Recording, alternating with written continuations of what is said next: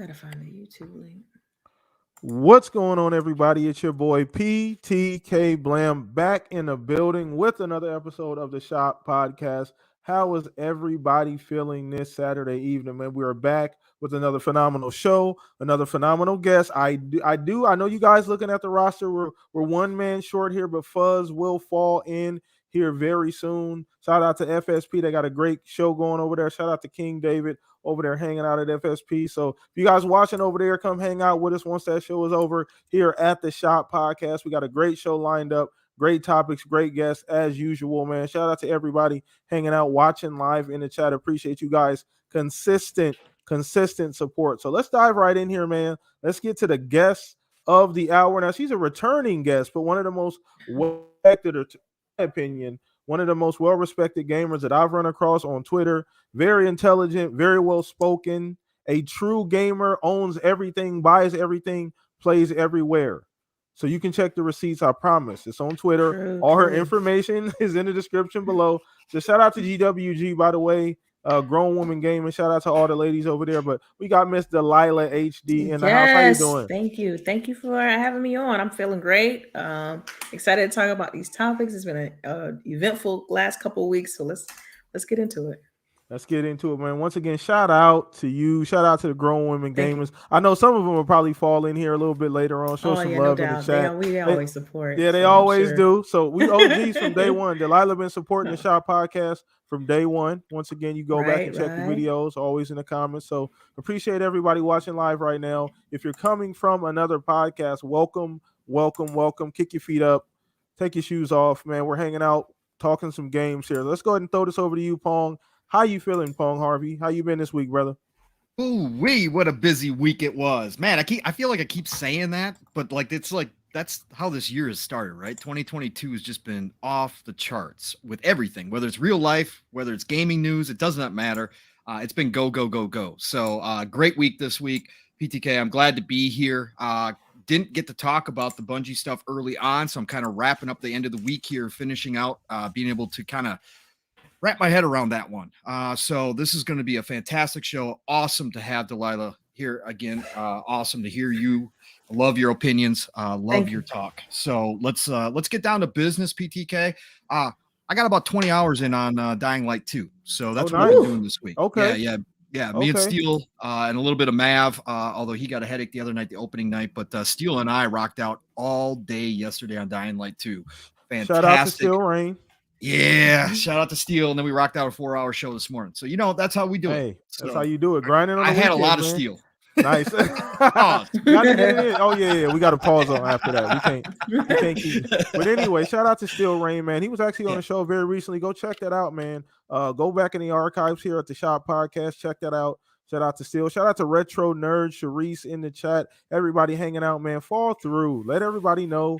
The tweet is live on Twitter right now. Let everybody know we're live here at the Shop Podcast, man. But we're diving right in. And once again, Fuzz should be here fashionably late. So you'll hear that buttery smooth voice at some point in time during the show. But we'll dive in here, man. And we're starting with the poll of the week. You guys know what it is. So follow me on Twitter. If you have not already, poll of the week every single Monday. And we talk about it here on the Shop Podcast on Saturday. So appreciate everybody who votes, everybody who participates. It's always a good time. Always got some fun topics. So let's go ahead and get started. So poll of the week was this week with PlayStation developing their own Game Pass-like service, aka Spartacus. What's the most important thing they need to get right and why? So I actually only had two options and an other option. So I had pricing tiers, first party day date, and then other. First party day date blew it away 77%. So a lot of you guys said they have to have those games, those first party games, day and date in Spartacus if the service is going to be successful. And we talked about Spartacus last week. So we're going to start with you, Delilah. Get your quick opinion. Now, once again, this is not knowing what the service actually looks like at this point, and what it's going to consist of. So we're doing the best we can. Don't kill us, chat. All right. Shout out to Key. What's up, brother? How you doing, man? But go ahead, Delilah. Yeah, sure. So this was, I definitely like the poll of the week. Interesting question. But I think the larger majority, I think they're right. I mean, because it's like if they don't have the day and date, then how is it different than what they currently offer? With the question. was it PS Plus, or I can't remember what you call it. The online service that they offer, the monthly fee that you pay already, it's pretty hefty in price, and doesn't include games day and date. So in order for them to compete, they have to have that. They have to have something that resembles, in my opinion, something that resembles Game Pass. And I think they have enough wherewithal and the IP to do it, right? So I just hope that's the case, because otherwise, it's, to me, there's not a big enough of incentive. I'm not, if they do backward compatibility with PS3 and older titles, PS2 and PS1, to me that's not enough of an incentive for me to invest a monthly fee for a service like that. Because I'm moving forward, baby. Like, I want to play the new stuff. Like, I'm current gen and beyond. I'm not worried about going back. I got previous platforms and consoles for that. So I don't want a PS service to play those legacy titles. I want new quality content. And yeah, so I agree with the poll of the week on this one. Okay. So you know what the funny thing is? Generally, when I do these polls of the week, Delilah, I generally have a good idea as to which one is winning, like which option the popular choice. Sometimes, actually, most of the time, I'm wrong, to be honest with you. But this time I was unquestionably right when I actually wrote everything down and hit submit or whatever. As far as on the tweet, but yeah. So ultimately, I think that's the big thing. I think ultimately that's going to set apart the service. You got to offer something that's at least the equivalent. And I think that not being so, because you got to remember where Sony have they've kind of sat their hat down at as far as being forward thinking, and we're moving forward, and they've had to peel some of that back. Remember, as of recently, I'd say the last year or so, generations, they've had to double back on that. So I don't know how that affected essentially, how they already been, moving things in a direction as far as we're just moving forward, and now we're doubling back. So they're not prepared in that sense. So there's a lot of different variables there that you got to consider. But I do agree with your breakdown that is the big separation between the service as well. Besides the fact that Xbox is already well established, on top of the fact, and people tend to underrate this, Delilah, Xbox already has the infrastructure. I don't know, I know Sony bought Gaikai in I can't remember what year it was, 2013, something along those lines, for like $300 million, and they really haven't done anything with it. Then this deal with don't they have a deal with Azure as of right now? I don't know the inner workings of that deal, but I do know there is some sort of relationship there. I mean, even Phil mentioned it in his tweet that they value the relationship with Sony. So I'm sure it's something. I don't know the inner workings of that, but when you think about the other offerings, but between like what Google has with their platform and AWS, Azure is definitely one of the top. And so I wouldn't be surprised if that was the case. Okay. No, I agree. I agree with you as well. And as we see Fuzzy slid in here, like I said he would. What's up, Fuzz? How you doing, brother? Hey, what's up, everyone? My apologies for running a little bit behind schedule. Had to top off the cognac. Yeah, we just some relaxed time. Sit back. Some awesome topics tonight. So we got an awesome guest on here with Delilah. So figured let me get fully relaxed here and dive into these topics. So I got a quick question for you all, because I'm primarily an Xbox player. Yeah.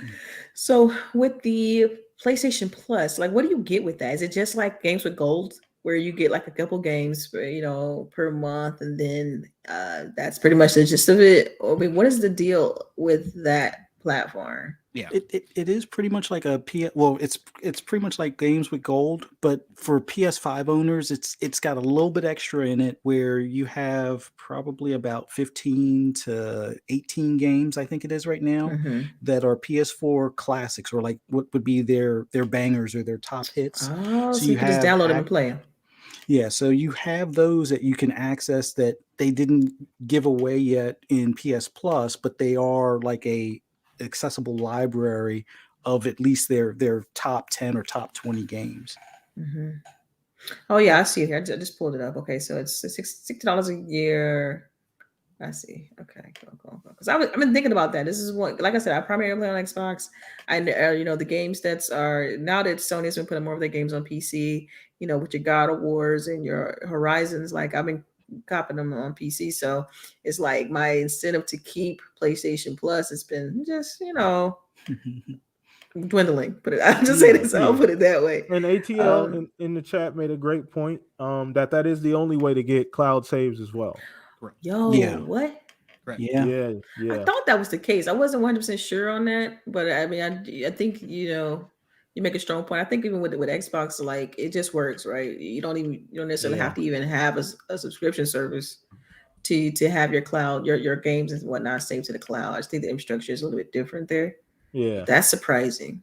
Yeah. It was a bit annoying because I let my PS Plus subscription lapse between getting a PS5. Like basically, because I was a month behind, I had to wait until like Black Friday to get it before I got my PS4 on launch day, and the renewal was always at a certain time. Mm-hmm. Well, getting my PS5 a little bit later, it was like, oh, I let it go for a month, and then when it came time to transfer stuff over, it's like a couple of games where I had more progress than what the subscription, I guess, when it lapsed, all of that went bye-bye, except for on that PS4, which I could transfer it if I did it on my home PS4, which was the one that's downstairs. So it was like having to jump through hoops, put it on a USB drive, transfer it over. Or actually, once I got the subscription, I had to put the upstairs one, which is the main one I play on, put it on USB, put it to the one downstairs, and then push that up to the cloud. It was just frustrating for like Ghost of Tsushima and stuff like that. Yeah, that sounds like. And just a start comparison with the Xbox, I mean, I could jump on my phone and it'll sync my save, and I'm playing right where I left off. I could jump on a console in another room and it'll sync my save. I don't have to even use a thumb drive, and move around. Yeah. I think that's interesting. Cool, but it costs about the same. That's what I was looking at the price. I'm like, it costs about the same as you would with the as the gold of the Xbox Live Gold, I think it was called. They changed the name, I think, but and you would get like some games, two games, like Xbox 360, I think, like last gen game, current gen game. Okay, cool. So I'm just debating on whether I should get this or not. That's all. No, it's all good. It's all good. So, matter of fact, since Fuzz, we already own you. You already greased the wheels here. We might as well go ahead and hand it off to you. So, where you at on this, man? So, did you agree with the poll? We've talked about this the last few weeks since this has actually come up. Since we got the news that they were actually building this service out. So, is that still the big thing for you? Yeah. I mean, for me, for it to be worthwhile above and beyond PS Plus, day and date has to be a thing. Now, worst case, PC day and date would be acceptable as an alternative, but I would rather have it where I can play it on the console day and date, at least for it to be worthwhile for me to spend the extra money. I mean, they're already charging $70 for their games, $10 extra because you get to, feel the vibrations in the controller and whatnot. Yeah, that's the only way it really makes sense for me. I mean, we'll see. I mean, chances are I'm probably going to wind up auto signing up at least for the year and just test it out type of deal. But day and date is like a must have for me just to make it worthwhile. I mean, looking at Game Pass, being able to get games day and date, get a discount on those games within, a month's time. Like you get to try them, see if you like them, you buy them, and you save money. So I want something like that out of Spartacus for it to be worth my time and money type of deal. Yeah, that versatility, man. And that's the one thing that's going to be hard. The Game Pass is so versatile. It covers a little bit of everything. With the cloud built in, you get, you get that option. You don't even have to use any hard drive space on top of, getting discounts on games. If you actually want to purchase the game, you get a little bit of a discount. So you get a break there. All type of versatility already built in. So that's one thing that we got to see from Spartacus. I just want to see a decent service. Like, just show me something at some point, show me that you can actually compete in that particular area, because this is new, believe it or not. And Delilah, you can probably back me up on this. This is an area that Sony's not necessarily, I would say, great at. They're great at first party games. They're great at making, single player games. They're great at particular types of movies. But I would say the infrastructure is something that they don't necessarily. It's good, and it's always quality, but they don't necessarily invest in it as heavily. Xbox, obviously. Go ahead. I said that's part of the reason why they want to partner up with a reputable company that handles this part, right? So they don't have to think about it so much from the infrastructure side. Found it interesting when I was reading through some of what they have listed on the PlayStation Plus page. Is like they have a cap of like 100 gigabytes of space save storage, which is a lot. It's a lot, but I mean, it's not like I don't remember seeing that anywhere. And like when you compare this to um, Xbox Live, Yeah. the cloud storage amount. It says 100 gigs of cloud storage. I'm like, huh. But yeah, that's part of the reason I think they know this. I think they know that the infrastructure for them is a little bit different. Yeah. So they have to partner with someone. So yeah, it's just no surprise to me there that if they do offer this, what you guys are calling the Spartacus thing, like it's gonna be more than just them trying to carbon copy It has to Game be. Pass. I don't think they're gonna be able to do that. I don't think they're gonna be able to carbon copy Game Pass because one, I think it's for them. It's gonna be more of a revenue thing, like because they I think I read on a previous article they're saying like they talk about sustainability and is it affordable, and so I think they already have a price premium on their titles, so they may not be able to match one for one, but there's other little things they can do to make the platform worthwhile. And so it's gonna be interesting to see their take on it. But this is what competition does. Like, Microsoft does this, and so now other platform holders has to respond and do something this big or drastic to their own infrastructure and process in order to compete. And we win as gamers because we get to choose. And then I'll think about it. If they do come out with a Game Pass, quote unquote, then that's cheaper for us. That means we don't have to pay the $70 every game that drop. We just pay the fee and we play the games. So, yeah. Awesome. No, once again, I 100% agree. I 100% agree with all of those takes because ultimately we do win as gamers. And I know Pong is probably going to get in all of that because you're absolutely right. There are some things that they can leverage. I talked about it here, a couple weeks ago, just about some of the things that Sony has that they can always kind of lean on, to their benefit, So, Pong, go ahead and go, bro. I don't want to take up too much time here from you, but go ahead and just get into it. Which option would have been, your choice, brother? I take up plenty of time on my own. You know this. Hey, look, this is a tough one, actually. The initial thought out the gate, of course, is day one, right? Because you think of it in terms of matching Game Pass. And I don't disagree with that is going to be a gigantic selling point to bring in new people into their ecosystem. And eventually they're going to have to look at it. We've talked about it here so much about what they would do with this. And I don't think right out the gates they're going to do day and date on everything. I think that there might be a title here and there that they do put into it, but we're going to have to wait and see. But I think that would be your driving force if they decide to go that route and they decide to try to match Game Pass, at least from that standpoint. That'll be huge, right? That'll be a great selling point. It'll get people to buy into that ecosystem who are new. But that being said, it doesn't matter what they do if the price is wrong. If they don't provide value, it's not going to matter, especially to the new people. Here's what I will say is that they just announced 48 million people in PS Plus, right? So they already have this huge base of very, very loyal Sony fans. They've already convinced those fans that $70 per game is okay for the most part. They've already convinced them that $10 upgrades are okay no matter what. At the end of the day, a lot of what Sony does is very similar to what Nintendo does. They have the mind share. So do they have to do that out of the gate to get their service off the ground? No, they don't.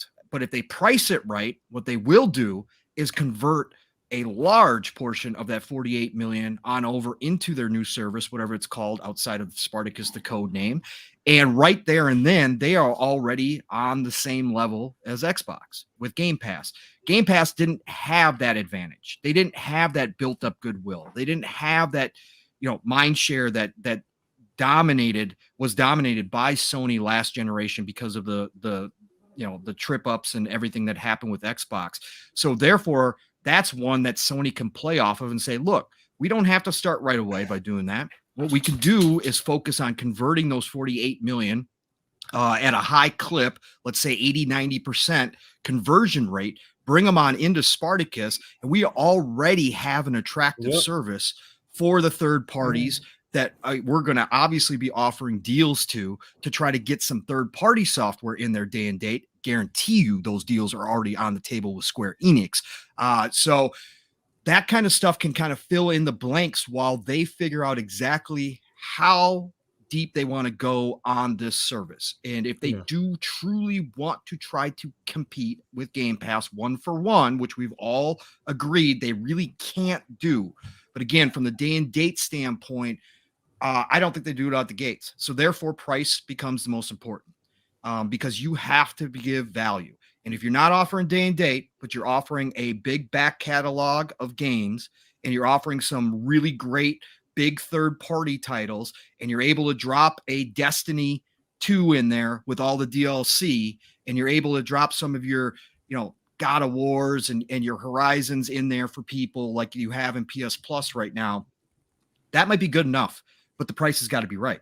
If you come in and try to say $25 a month with no day and date, well, guess what? You ain't going to convert, right?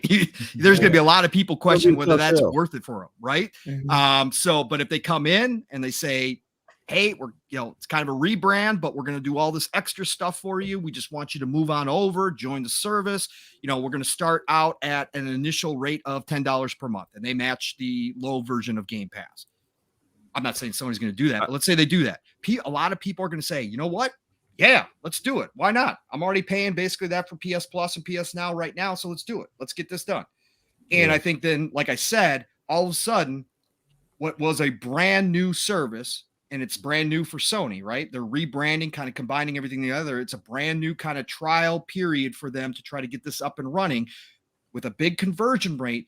Again, they're going to have numbers that are similar to Game Pass. And those people are going to stay locked in. They're not going to be the dip in, dip out kind of people. They're going to stay there. They're going to stay at $10 a month. Now, all of a sudden, you got that reoccurring money come in, which everybody else, all the financial experts on Twitter claim is unsustainable. Well, guess what? Sony's going to love that reoccurring money coming in every single month. And then they can expand it from there depending on how it goes, right? And they can look at different options like bringing certain games day and date into that or very close to day and date.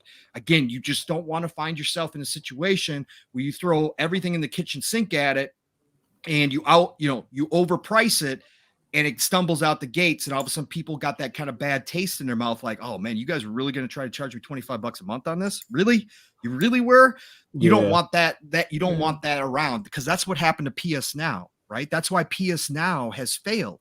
PS Now, if you look at it for its price, if you're into playing old games and that back catalog, which is as impressive as any back catalog out there, that's a great value if you're into it. But guess what? People got the bad taste in their mouth because they started out as streaming only.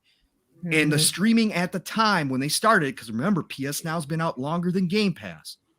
When they started it, streaming was not a good option. They don't have the infrastructure that Xbox and Microsoft have. So that's what they bought Gaikai for, and it didn't work out. It didn't seem to work out, right? But that quality level, even on those older titles, to be streaming only, not giving their people the option to download them and play them, that turned out to be a bad, sour taste, and people have not let that go. When you bring up PS Now, you can download now, right? Yeah, you can. Some titles you can download now. Yes, they did move to that. But that sour taste hasn't left. When you bring up PS Now, a lot of people go, yeah, right, garbage streaming. And that doesn't leave. And it takes a long time to get rid of that from a large group of people, right? That once that word of mouth has spread. That perception, it's there. It sticks around, and you don't want that. So they got to do it right out the gate. So again, wrapping this all up, day and date is very important if they're going to match Game Pass. If they're going to try to do that, they have to be able to offer that, at least for some of their titles. However, at the end of the day, out of the gate, starting out, I still think price is the key, because again, depending on what you do with that price, doesn't matter what you put in there, people aren't going to like it if you overprice it. people will love it if you give them a value like we see in Game Pass. So I think the price winds up being the most important from the get-go. And I agree. And the versatility of what they can do as well. So let's not forget about some of the other services they can leverage, like Crunchyroll. They got the movie stuff. The movies, music. They give everything. you a nice free, the music. They give you a nice free Crunchyroll subscription with the service. All that kind of little, kickers they can throw in to make things kind of competitive. Sweeten the pot. Sweeten the pot a little bit, because Xbox can't really offer that type of service. They don't have that built in. So that's something that they can kind of differentiate themselves. So it's going to be interesting to see when they talk about this, when they decide to like actually give us a full breakdown. Are they going to wait till this summer, and like what it actually is when we get it? So let's go ahead and move on to the next topic. Shout out to everybody watching live, man. Appreciate the continued support. Once again, man, hit the subscribe button if you're new here. Hit the like button. It greatly helps the channel. More people get eyeballs on the Shop Podcast, man, and appreciate you guys for watching us live. But let's go ahead and move on to the next topic. So actually the biggest news of the week, Sony purchasing Bungie. So we haven't, I haven't really gotten into this. So this is my first time. We're kind of taking the cork out the bottle today. We do that a lot here on the show, by the way, Chad, if you guys are new here. So this is something that obviously none of us saw coming. Okay, so I think we can all admit that nobody saw this coming. Wasn't on anybody's radar or anything. Well, I take that back. My bad, Fuzz. I'm sorry. Come on. Yeah, I'm sorry. I'm starting to get fuzz. You know what though, PTK? I'm starting to understand Fuzzy's deal here. Look, he just looks at everything and just keeps throwing more and more stuff against the wall. And as soon as something sticks, then he can claim credit. This is what Fuzzy. Hey, hold on, Fuzz. Fuzzy, question. So Fuzzy predicted this? Oh yeah, he called it. He got the okay. He got the right. We have this happened around like last February, where Bungie Sales was talking about Bungie wanting to expand and that they were looking for investors. And around that time, a lot of people were hearing that the deal the talks between Microsoft and Bungie had fallen apart. And all of a sudden now they're building the studio in Amsterdam, which I think the location that they said was like down the street from Gorilla. So I looked at the tea leaves and probably took a big, leap of faith on just looking at like that location and, talks breaking down with Microsoft, or at least the rumors of it, that's probably PlayStation that's doing that, because just like with Kojima using the Decima engine through Gorilla, why wouldn't I could totally see Bungie possibly looking at that engine for their next game, because it was kind of rumored to be a single player kind of game, but we'll see how that pans out. But it was not going to be an extension of Destiny or anything related to Destiny, but it was going to be their new IP. And a lot of teams seem to like that Decima engine as far as for open world stuff. So I could totally see PlayStation being like, hey, we can finance you guys building that studio and whatnot. And I didn't realize all the other, ideas or things that would go along with the deal as far as it's still remaining multi-plat.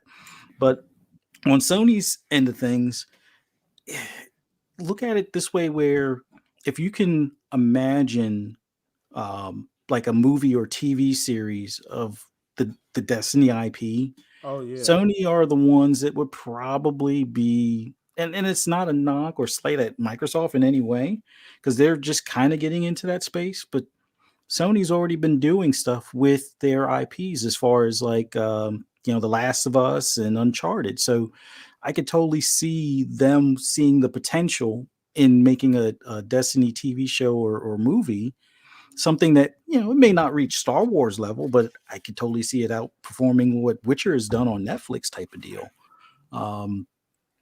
So that's kind of where the whole idea came. Well, not the movie stuff as much, but I just saw that there's a lot of things that Destiny would fill in a gap for Sony compared to with Microsoft. It would be like, oh, welcome back to the family. You're not really filling any holes or gaps that we have. You're just kind of being another top tier, first person shooter development team that, has a lot of potential, but it's not, filling like our, child friendly games or lack of child friendly games or things along those lines. So I totally saw Sony possibly being the ones that swoop in. It's like, oh, it fell apart with Microsoft. Hey, how you guys doing? Here's some money and whatnot type of thing. But Catch them coming out the door in the I've rambled parking lot. enough. I'll let you guys go. Catch them coming out the door in the parking lot. But no, so ultimately, Sony acquired Bungie, huge deal, obviously.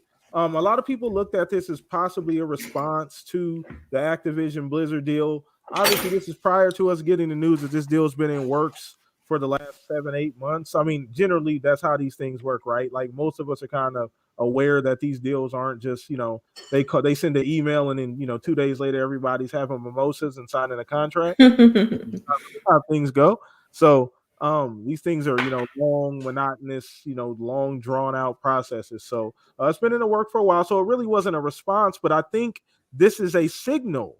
To me, this signifies a shift in the industry. A shift that started with Xbox going on stage basically saying, welcome, this game, this thing called Game Pass. This is this thing we want to start doing now. Here it is, gaming world. Here it is. So I think that signified the shift where things are going with, the focus on, cloud, the focus on games as a service, the focus on different things and how to utilize that type of service. So we're going to get started with you, Delilah. One, what was your first reaction when you heard the news? Immediately, what was the first thing you thought of when you saw the news? First, for me, it was excitement, though. I was, because for me, it's like I like things that happen that pushes everyone forward. So already after coming off of the Activision Blizz announcement, it's like you knew something else is going to happen. It ain't going to be this quick. But yeah, for me, it was like, yes, let's go. I like the drama. You know what I mean? I like the back and forth of it all. I like the, people being able to have these type of discussions and stuff. So for me, it's pure excitement because I feel like at the end of the day, we're going to get the best content when everybody's competing against each other.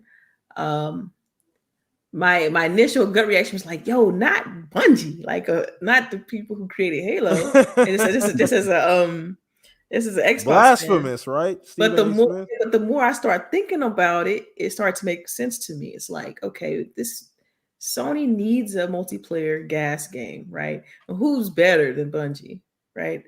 With the way they was able to create Halo, and then the way Destiny is, and how they've been able to kind of keep that community going and be able to dump content into it. It's like I can't even really imagine another company that they can invest in that has this level of talent and level of skills. And shout out to Sharice because she made this point in our podcast this morning. Was like, this was more about knowledge. Yeah, talent, acquisition of talent as well. They know how to make those type of games that Sony don't know how. Right. Now I do. My only argument is, I do think the price was a bit steep for what they're offering. Because I mean, if you think about it, at the end of the day, it's only one IP. Right? Well, there was that huge part of it was a compensation package as well to keep everybody there at Bungie. The 1.2. I was about to get to that. The 1.2 billion retention. Yeah, but that's still, to me, that's still, it is a lot. It is a lot for one IP. That's half of the Bethesda deal, essentially. Right. And you think about what all you're getting with Bethesda, like, as far as IP and the different studios, and they deliver. I look at Bethesda, and I don't think I think about Bethesda is like their delivery schedule. They're constantly putting out updates for their online titles. They're constantly releasing their games within the specified time frame that they say to their fans. Right? They say, okay, Fallout's coming out this fall. It releases this fall. It's no, oh, we're gonna delay and this. Now, I mean, I come out in the best state, and they have to patch it, but it releases on time. And so I think about that, and but when I compare that to Destiny, because instead of calling them Bungie, just call them Destiny, because really that's all they have. They have that one IP, and yes, it's huge and it's big for them. And I'm pretty sure this new update, this Witch Queen update, is going to be great and fantastic. It's still like, man, what's next after that? You have to constantly, with gas games, put out content constantly. And so they're effectively, right now, we know they're working on a new IP, but effectively they're the Destiny studio. This is all they do. It's the only IP they own. One thing that was also like an eyebrow raiser with this whole announcement was the fact that they said that they are still kind of independently going to publish fully their independent. portfolio, right? Yeah. I thought that was interesting because I'm like, and I mentioned this on GWG this morning, I'm like, when you purchase somebody, like you at the end of the day, you're cutting the checks. Like you so as the person who's writing the checks and making sure that everything is done, you're gonna put the games where I tell you to put them. I own you now, so you don't get to make any decisions because I bought you. You know, so it's like, what kind of deal is this? You know, what that's it. So for me, when I first heard about it and I read through it, I'm like, I really wish I was a fly on the wall to know exactly the inner workings of this deal, because it's so weird. You know, the fact that, oh yeah, we know they're gonna buy us, yay, we bought, but we get to still do whatever we want to do. We still get to release our titles wherever we want to release them, so on and so forth. You know, so to me that was a little bit strange. But to go back to the original question that you asked, yes, it was both a mix of, no, not Bungie, but yes, let's go, let's push this thing forward, because we already know what Microsoft is doing. So yeah. No, I agree. I think I had the same mix of emotions as well. I was like, okay, well, this is interesting, right? Like, let's see what's going on here. So I had to actually do a little bit of reading. You know, it was shocking seeing it together, but once I did a little bit of reading, I was like, well, wait a minute here. There's a lot going on. There's a lot between the lines here. So I do think the arrangement is interesting, but I do agree that it's really for the talent. And it's really just for their ability to make games as a service type games. They're going to see that benefit in other multiplayer games that Sony are making. So with that talent there, so I do agree, though. It is kind of strange, though. I do agree, Delilah, that it's like, are you bought or aren't you? Like, is it a partnership or is it a purchase? Like, which, I mean, we're the bank. So it's funny because you don't really think about it. Sony did that with Destiny 1. Sony bankrolled Destiny 1. To the point to where people didn't even think Destiny 1 was going to be on an Xbox. They thought it wasn't exclusive. Yeah, the marketing, everything. The marketing was crazy. Crazy. It released at the same time. Don't get it twisted, but the marketing was insane. Exactly. That's my point. Shout out to L Boogie coming through. GWG representing in the chat. Building, of For course. sure. Appreciate you coming through. Tony Grasso as well. Gerald Mack, appreciate the love, support. Hope you guys having a good time. But so let's go ahead and actually throw this over to you, Pong. Get your opinion on the acquisition, man. Hey, look, listen. Hey, listen. Acquisition. We got a lot going on here. Speculation City Speculation Town. Might as well be Speculation City at this point. You guys are growing fast, man. Oh yeah. We're open for tours 24/7, 365 at this point. So come on through Speculation Town. Sunny 75 rainbows, unicorns. Everything is good over in Speculation Town right now. So yeah, we're selling out. We're selling out tours. So reserve your spots. Look, hey. First of all, everybody's missing the biggest point. Sony now owns Halo.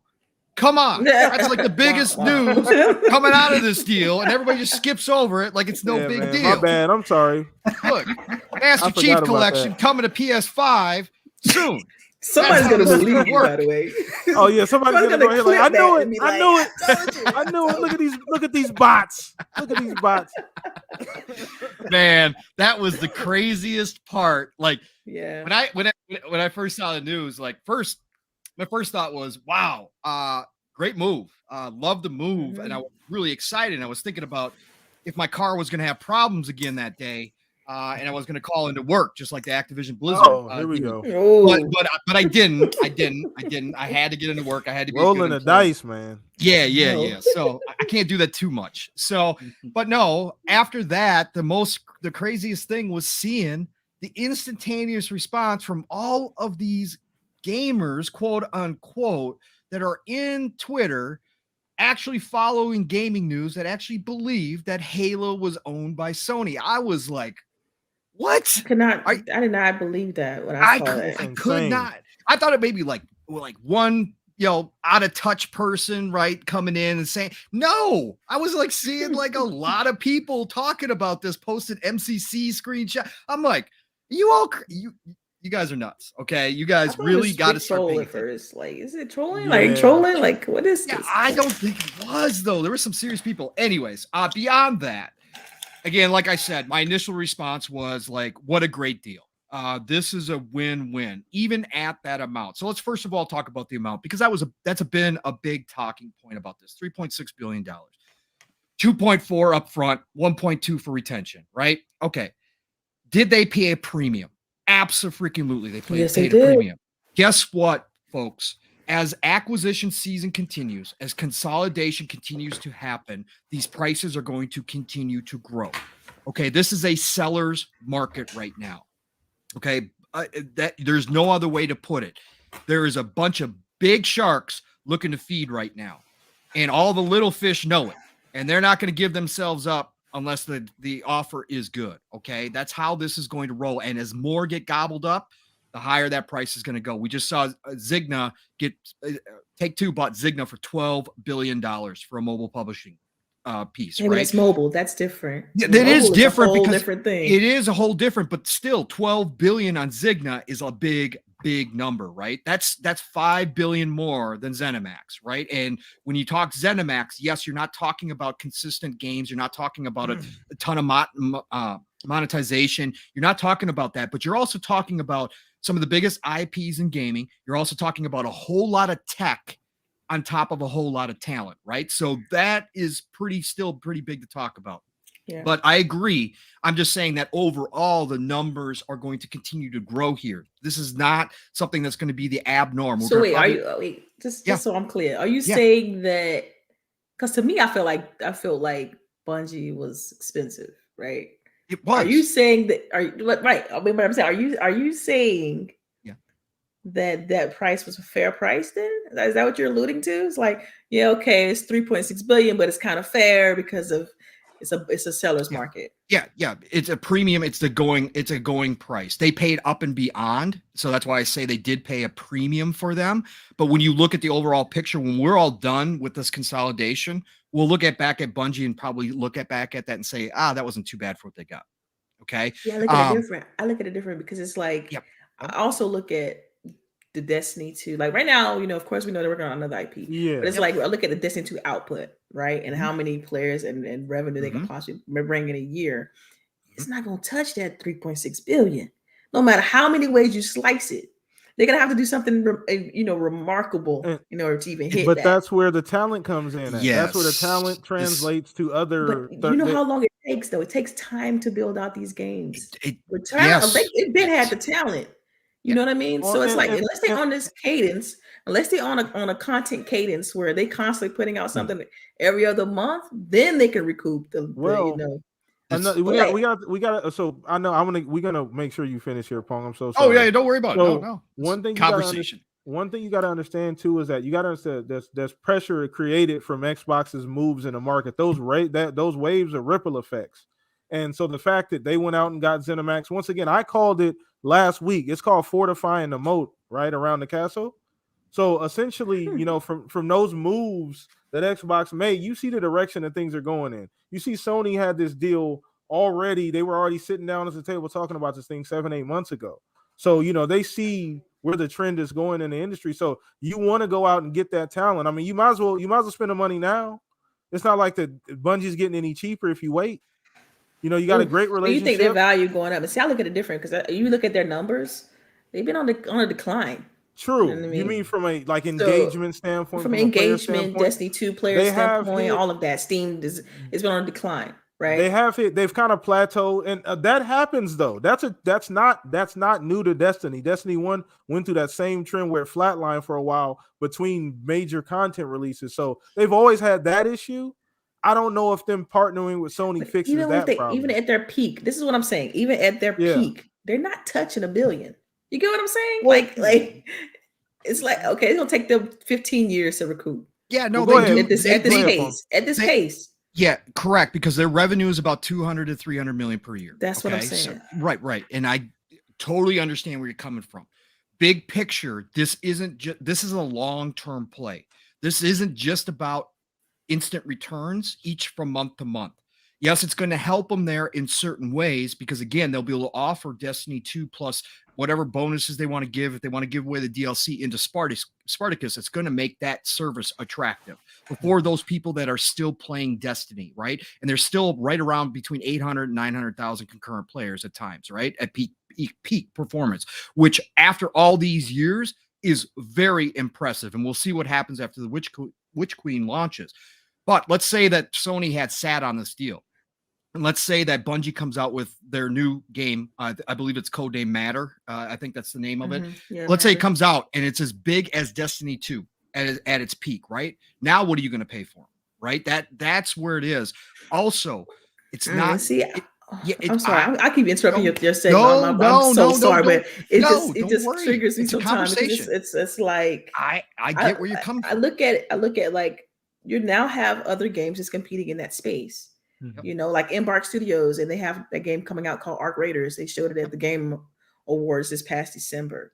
Like you of course, we know about Division and what other. It's just to me, it's more than enough competition in this space now to where it could pose problems for this model as far as gas games and so on and so forth. Where, but prior to starting the cast, in the green room, we talked about, what was it, Grounded and all these other gas-based games. So it's like this, even though it's don't get it wrong, I think it's a smart play by Sony. I think it's something they need because it's something they don't have, right? It's like they're getting a player that they need on their roster. They need a pass rusher, and they try and desperately get one so they could go for the top guy. Bump it. We're gonna go put all the chips in to get that pass rusher because we're trying to win a Super Bowl. Whatever, I think it's a perfect fit for Sony. When you think when you really think of what Bungie offers, from the talent, from the talent to the game itself, from the name, it's a good from an optic standpoint. Bungie's it's a great pick for Sony, but it's like, what if you don't get 3 sacks in the Super Bowl? Then y'all lose the game. That's what I'm looking at. Let me play off your analogy, Delilah, because I it's a great analogy, right? But not only are they picking up a pass rusher, they're picking up one of the top coaches out there too, to make the rest of your team better.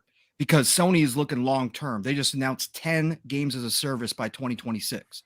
They're looking at Bungie as bringing in a master who has learned the craft and creating a shortcut in knowledge, which Sony is behind the times in, because they focus so much on the single player, right? That they have lost touch with the multiplayer. And they've lost touch with the games as a service. So you're bringing in a coach who's done it, who's failed. I look at it also too. Is that coach that good, right? Because otherwise, if the coach was great, fantastic, he wouldn't be netting 200 million. You know what I'm saying? I can't remember the value you mentioned as far as the revenue. But you would be, because you got to remember, when revenue, that's, expenses and all that kind of stuff, with the team that they've built and working on another game while they're working on Destiny 2. I understand completely where you're coming from. And if you just look at it at face value, yes, they overpaid for what Destiny 2 is as an IP and what it brings in. It's only Destiny 2, sure, yeah. Right. But there's new IP and what they can teach other teams. I agree with you completely. It's like the not only the engine that they could possibly, you could put assets into and quickly push out another game, not only the tech, but the knowledge. There's the chat keep talking about the knowledge that they're purchasing. I get all of that, but I'm like, but my thing is, what if they can't? What if they can't? Then it will go down as a bad deal. If they can't, if they don't give value back, then it will go down as one of those bad deals, right? And we've seen it before, right? We've seen this happen in this industry, but right now with where Sony's at, the deal makes too much sense even at that price to pass up. And we also have to look at not only the coaching aspect, the knowledge that they bring in to help build out their service and get more games that are going to be successful. And you're right, there's a ton of competition. Are all 10 of those games as a service that Sony's talking about going to be successes? No, there's not. There's going to be failures in there. And Jim talked about that in his latest interview. But they're also looking at, as Fuzzy said, also Destiny as the IP goes in their entertainment industry. And we're going to see more and more of this, right? Okay. And so they're thinking about building a Destiny universe, right? And that's going to also be something they can throw into Spartacus as a bonus, which will be exclusive to Spartacus. You're not going to be able to get that elsewhere. So they're looking at the total package. And I don't disagree with you that it was overpriced and that they overpaid for it.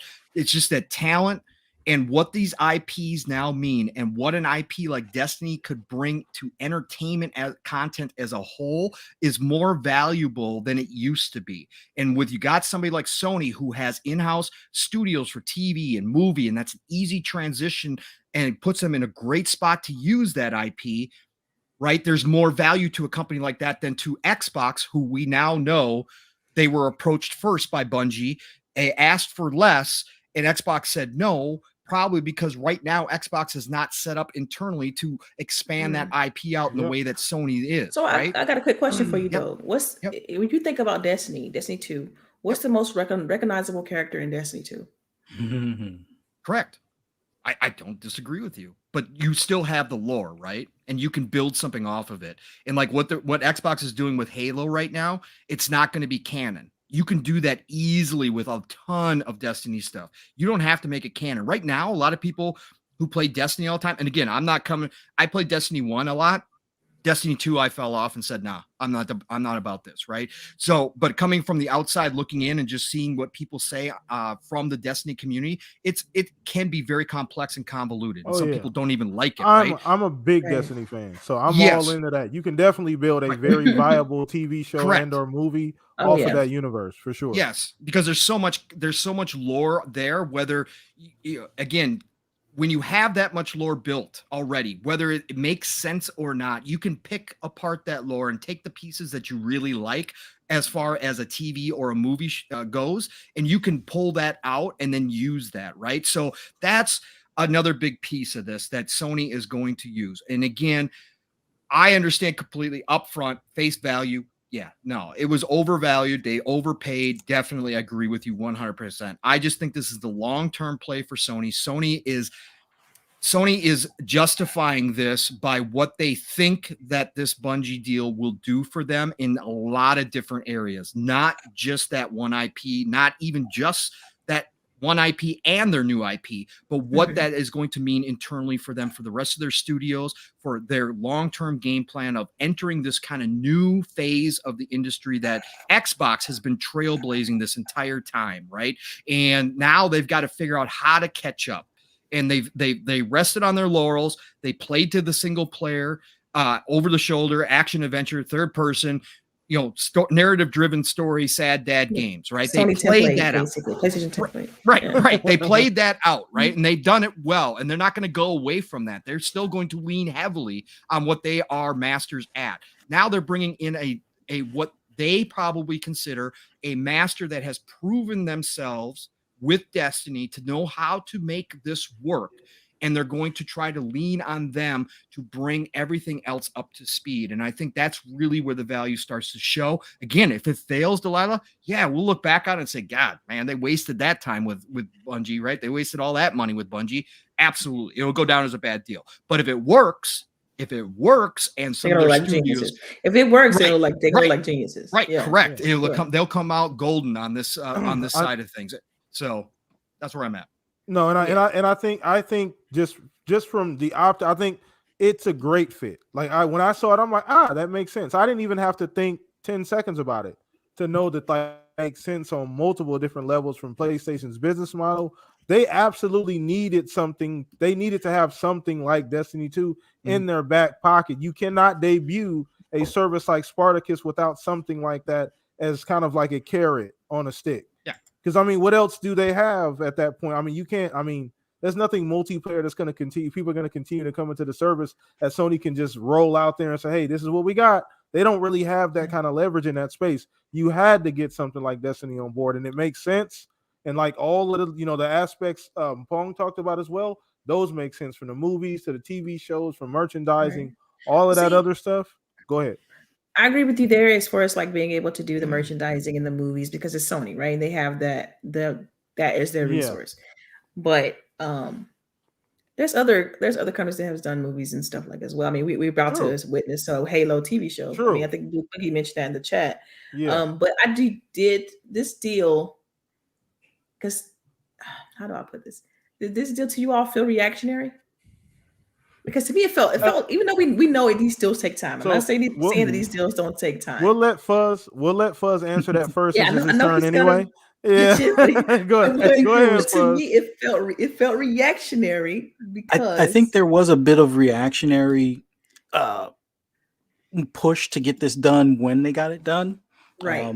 I think it was already in the cards, but I do feel that it was kind of like, you know what, pull the trigger. Like before, they was like going back and forth. They're like, you know what, bump it. Let's just go ahead and get this deal done. and I think some call them like today and be like, well, let's sign. And I think some of that may have added to the overall cost. Like that might be why we see a little bit more of a premium price on it, to retain talent, because in any business, when you have a new ownership take over, especially if it seems like it's out of the blue, and as the employees working, they would probably see somewhat reactionary to some extent. They're going to probably want to not necessarily jump ship, but they're going to probably start looking at other places, because there's a lot of offers on the table out there for a lot of these studios that are recruiting talent for upcoming games and stuff. So I think there was a bit of a reactionary, or let's just close this now instead of dragging it on type of thing. Right. Because I was thinking about it, and I'm like, okay, yeah, you know what? Activision They got deal. Activision Blizz. Let's just go ahead and do it. Yeah, Like I this, think that's how it felt to me. And let's say this too: we don't know if there was other players involved. True. That's true. We don't know that, because again, with looming Amazon, Tencent, Facebook, whatever you want to throw out there, somebody big could have been looming, which pushed this price up as well, right? So that's always a possibility in these deals.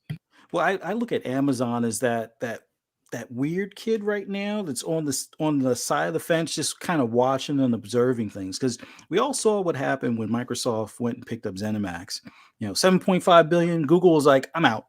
Stadia ain't it. Google graveyard, it goes. I mean, they're going to rebrand it and sell it as a service type of thing, but they hopped out real quick. Like they did an about face. But Amazon was like 7.5, all right. And then Microsoft spent 70 billion, or when everything's said and done, it's probably going to be about 70 billion. And Amazon's still like, yeah, we're still working on Luna. It's still in beta. We got that PC game. It's doing all right. We still in this. We're just going to keep on watching until we find our Activision Blizzard or our Sony PlayStation, or whatever the case is that they may acquire next. But it's I look at it for Sony. Was the price a bit on the high side? Sure. I do agree with Pong. I think later on, because as you see, a lot of these prices are going up. Like, I wouldn't be surprised, and I can't forget who mentioned it. I can't remember who mentioned it. I think it was Mr. Boomstick had mentioned it on one of his podcasts, where maybe Take-Two knew some inside info and picked up Zynga ahead of time before these prices started climbing. Because it was like, oh, they pick up Zynga. I think the Microsoft thing, from what we're hearing on the back channel stuff, that was worked over the holidays. So that was like the end of 2021 that they kind of all hands on deck, let's get this deal done. Take-Two was probably like, oh crap, yeah, let's grab Zynga before that price goes up, because if we wait after the Activision Blizzard announcement, they're probably going to add an extra $1 billion or $2 billion on that price. And you see this consolidation constantly happening. You got Tencent lurking in the background. You got Embracer Group snatching up a lot of these smaller studios, making the was it Voltron 3 or whatever, with all the vehicles type of thing that they just keep on piling 90 studios up. They just snatched up Dark Horse too, comics. So yep, sure did. Yep, that IP. It's like, where's the media with this? Where is everybody talking about? I mean, it's almost like you got to dig for it. It's like, where's the front page news on this stuff? It's out there. Well, it's not Microsoft doing it. Yeah. And everybody has like these glasses from the 80s and 90s that, Bill Gates is still the bad guy that he was. I mean, not the bad guy, but he was like the a-hole that he was got the stuff guy. Done, or Obama he was got the stuff guy. Done, but they went about it totally different. Satya goes about it in a way where he's not going to necessarily stab you in the heart or stab you in the back, but he's going to put the boot to your neck in a way that is not going to be as painful or as I won't say aggressive, but as abrupt in comparison. So people still view Microsoft as the 80s, 90s, early 2000s Microsoft. So every move they make, it's bad. But every move that these other companies, Tencent, they fly under the radar. Embracer Group, they fly under the radar. Sony, we're used to paying $70 for games, so Sony's a victim now. Yeah, they're the small guy. I mean, when you got people they bought Bungie out of victim's remorse. Yeah, exactly. When it was organic too. So exactly. When you got comedians, kill that narrative quick. Organic, what's that? When you got comedians talking about Sony only making games and headphones, I mean, really? I guess Spider-Man No Way Home was just a headphone, billions of dollars for that one movie or one IP. But, right. Sony, I won't say they can do no wrong. You do have some people that will lash out at Jim Ryan and stuff and some of the moves because their box isn't going to feel as special as it once did, type of thing, with games going to PC and the PS4 still being, games being sent to it, even though they believe in generations and whatnot. But I think with this whole Bungie deal, this is the new Sony moving forward, or part of the new Sony, that they've learned from what Microsoft has done. They've seen how they're earning revenue, and they're like, yeah, we could do that, but we got to do it on a smaller scale because we got smaller pockets. But nonetheless, they're still going to be strategic in their picks. I think Bungie was an awesome pick for them as far as what is out there and what they are lacking in with first-person shooters and games as a service. You bring the talent in that can hopefully rub off on a lot of your other internal studios. You bring in the talent that for some big moves that, like, I have here's the tea leaves coming out again. I got a big prediction that Sony is going to partner up more with Disney, and kind of got a confirmation on that. Like, we already know Insomniac's working on 2 games that are Marvel titles. There's supposedly possibly even more going on. But can you imagine if Bungie, even though, yes, they have their new IP that they're working on, yes, they have Destiny 2 that they're still supporting, they might ramp up and add more devs to that team. Can you imagine that team or that studio working on a new Star Wars? Yeah. Star Wars MMO? Yeah. I think I don't want that. I want ZeniMax Online doing it, please. Thank you. I told you, Fuzzy, don't bring that up. I told you. I warned you in the DMs. I don't want to hear about a Star Wars MMO from Sony, please. This happens every week, Delilah. I don't. Look. Wow. Yeah, no, I don't want to hear that either, to be honest with you. To be real, 1000% real, because we know that was it EA talked about some Star Wars based titles, but you're saying a Star Wars MMO? Yeah, I don't know, man. No, but I see Sony looking at things a little bit differently. Crystal ball over there, man. You see everything. Man, I'm telling you, his prediction book is as big as a dictionary, and he's just hoping a couple things come true, and he's going to forget all the rest. Man. He's going to be like, yes, I knew. I told you. That's funny. No, but I think the deal, reactionary a little bit, but it was already in the progress. Just close it a little bit sooner.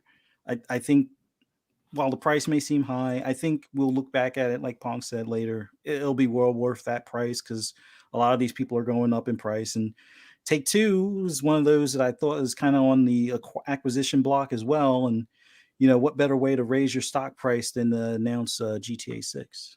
But, yeah, we'll see where that goes for sure. But let's go ahead and move on to the next topic. Shout out to everybody watching in chat, everybody watching live. Appreciate the love, support. Once again, all the topics we're talking about, chat, let us know how you guys feel about what we're covering here today on the Shop Podcast. I mean, hit the like button if you guys are enjoying the content that we guys got lined up for you today. So we're moving on to the next topic, and we're talking a little bit more Sony. So kind of a Sony-centric Shop Podcast today would have you, right? Fun. But finally. Yeah, right. We talked about this on Living Split Screen, right? And talked about this on PM into PM. Look, we all love the gaming industry as a whole. Most of us, right? We're biased in certain ways because we have our favorites, whatever else. But at the same time, all of us like to discuss the industry. It's finally good to be having a week where Sony, I mean, Xbox still made news this week. There were some great interviews.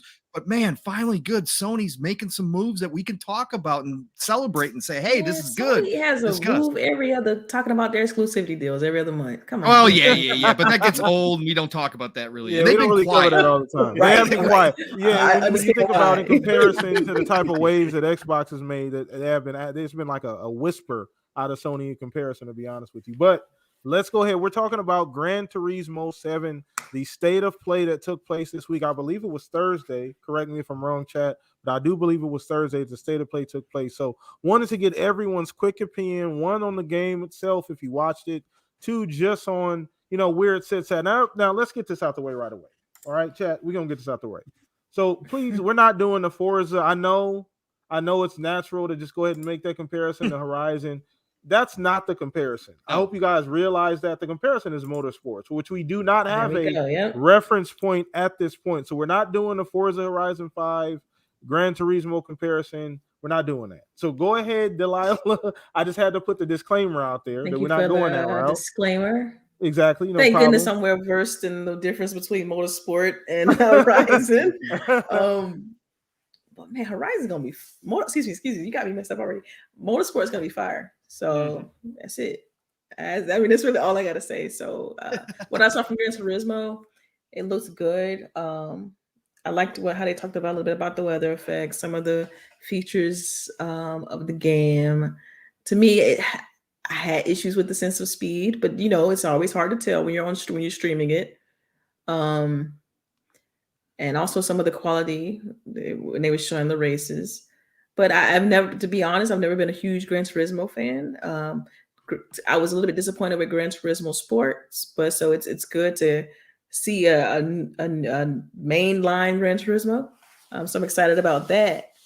But Motorsport, with them taking their break, this is about to be interesting, y'all. This is a Series X title we're talking about, and so cool. That's it. That's all I'm gonna say about that. So the crazy thing about it is that I thought it would get a bigger. I mean, obviously the Sony, but Bungie stuff is huge. I thought it would get a bigger, like, I haven't seen much people, at least on my timeline. This is just me. I can't speak for everybody here on the panel, but I haven't seen a whole lot of people talking about it. So, I mean, obviously there's some people in the chat right now, and I'm bias set aside, right, chat? Bias, right, chat? Wait, are you talking to other Zinc? Come on, man. Come on. No. Shout out to Zinc. Now you throwing him under the bus. Damn you. Yeah, I'll throw under Zinc. I love other Zinc, man. He's always rolling. You, brother. Yeah, he wears his That's last year. No, he's dead serious when he says that. He's dead. Yeah, he wears his green on the outside. Oh, absolutely. Shout out to Zinc, man. One of the most honest subscribers and gamers that I know. Absolutely.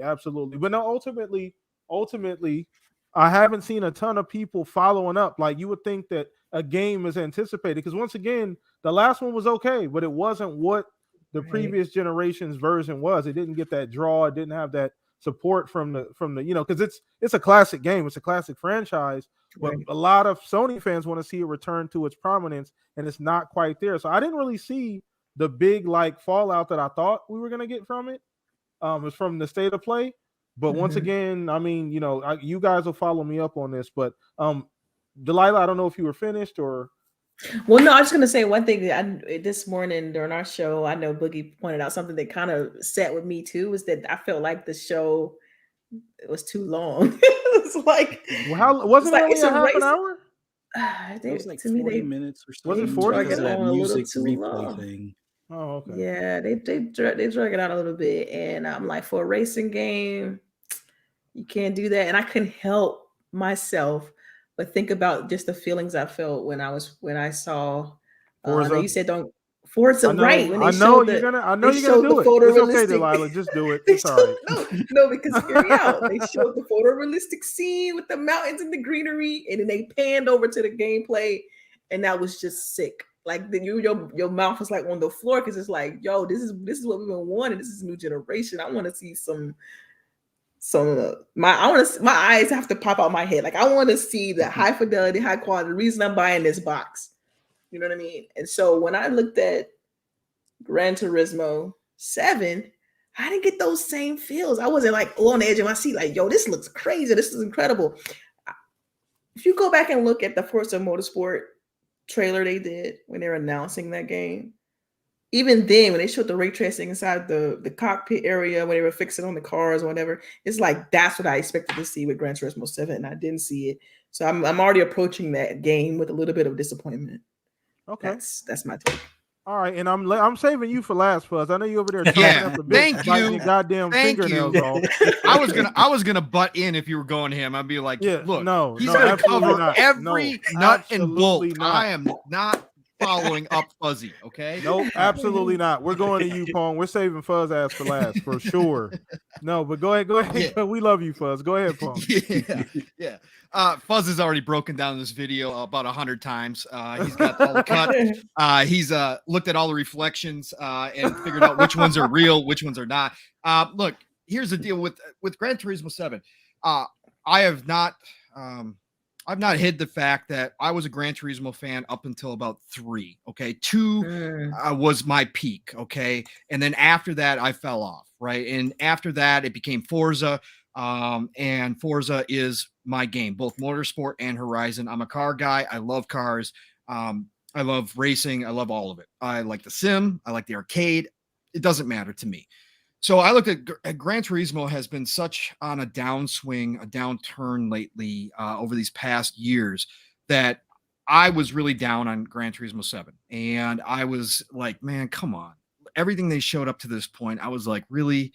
Look, this does not, like Delilah said, pop. It doesn't do anything. Okay. It doesn't do anything for me as a car guy. Yeah, sure. It's got the Gran Turismo kind of feel to it, but that's not necessarily what I'm looking for anymore. I think Delilah also pointed out the sense of speed. That's always been a problem with Gran Turismo. They don't capture that sense of speed. Now, some people say it's more realistic. Shout out to Fun Speculation Mav. He's a big Gran Turismo guy. He likes that. He thinks that gives him a different flavor than Forza. Okay, fine. I saw this. I watched this. I sat here, watched it on the 4K, and I was thoroughly impressed by what I saw. Not graphic wise. This is a cross-gen game. And yes, again, we're going to stay away from the Horizon stuff. Horizon is also cross-gen. So that, whatever, you can use that as an excuse, whatever else, and say that Gran Turismo should look like that. But that's never been Gran Turismo's forte.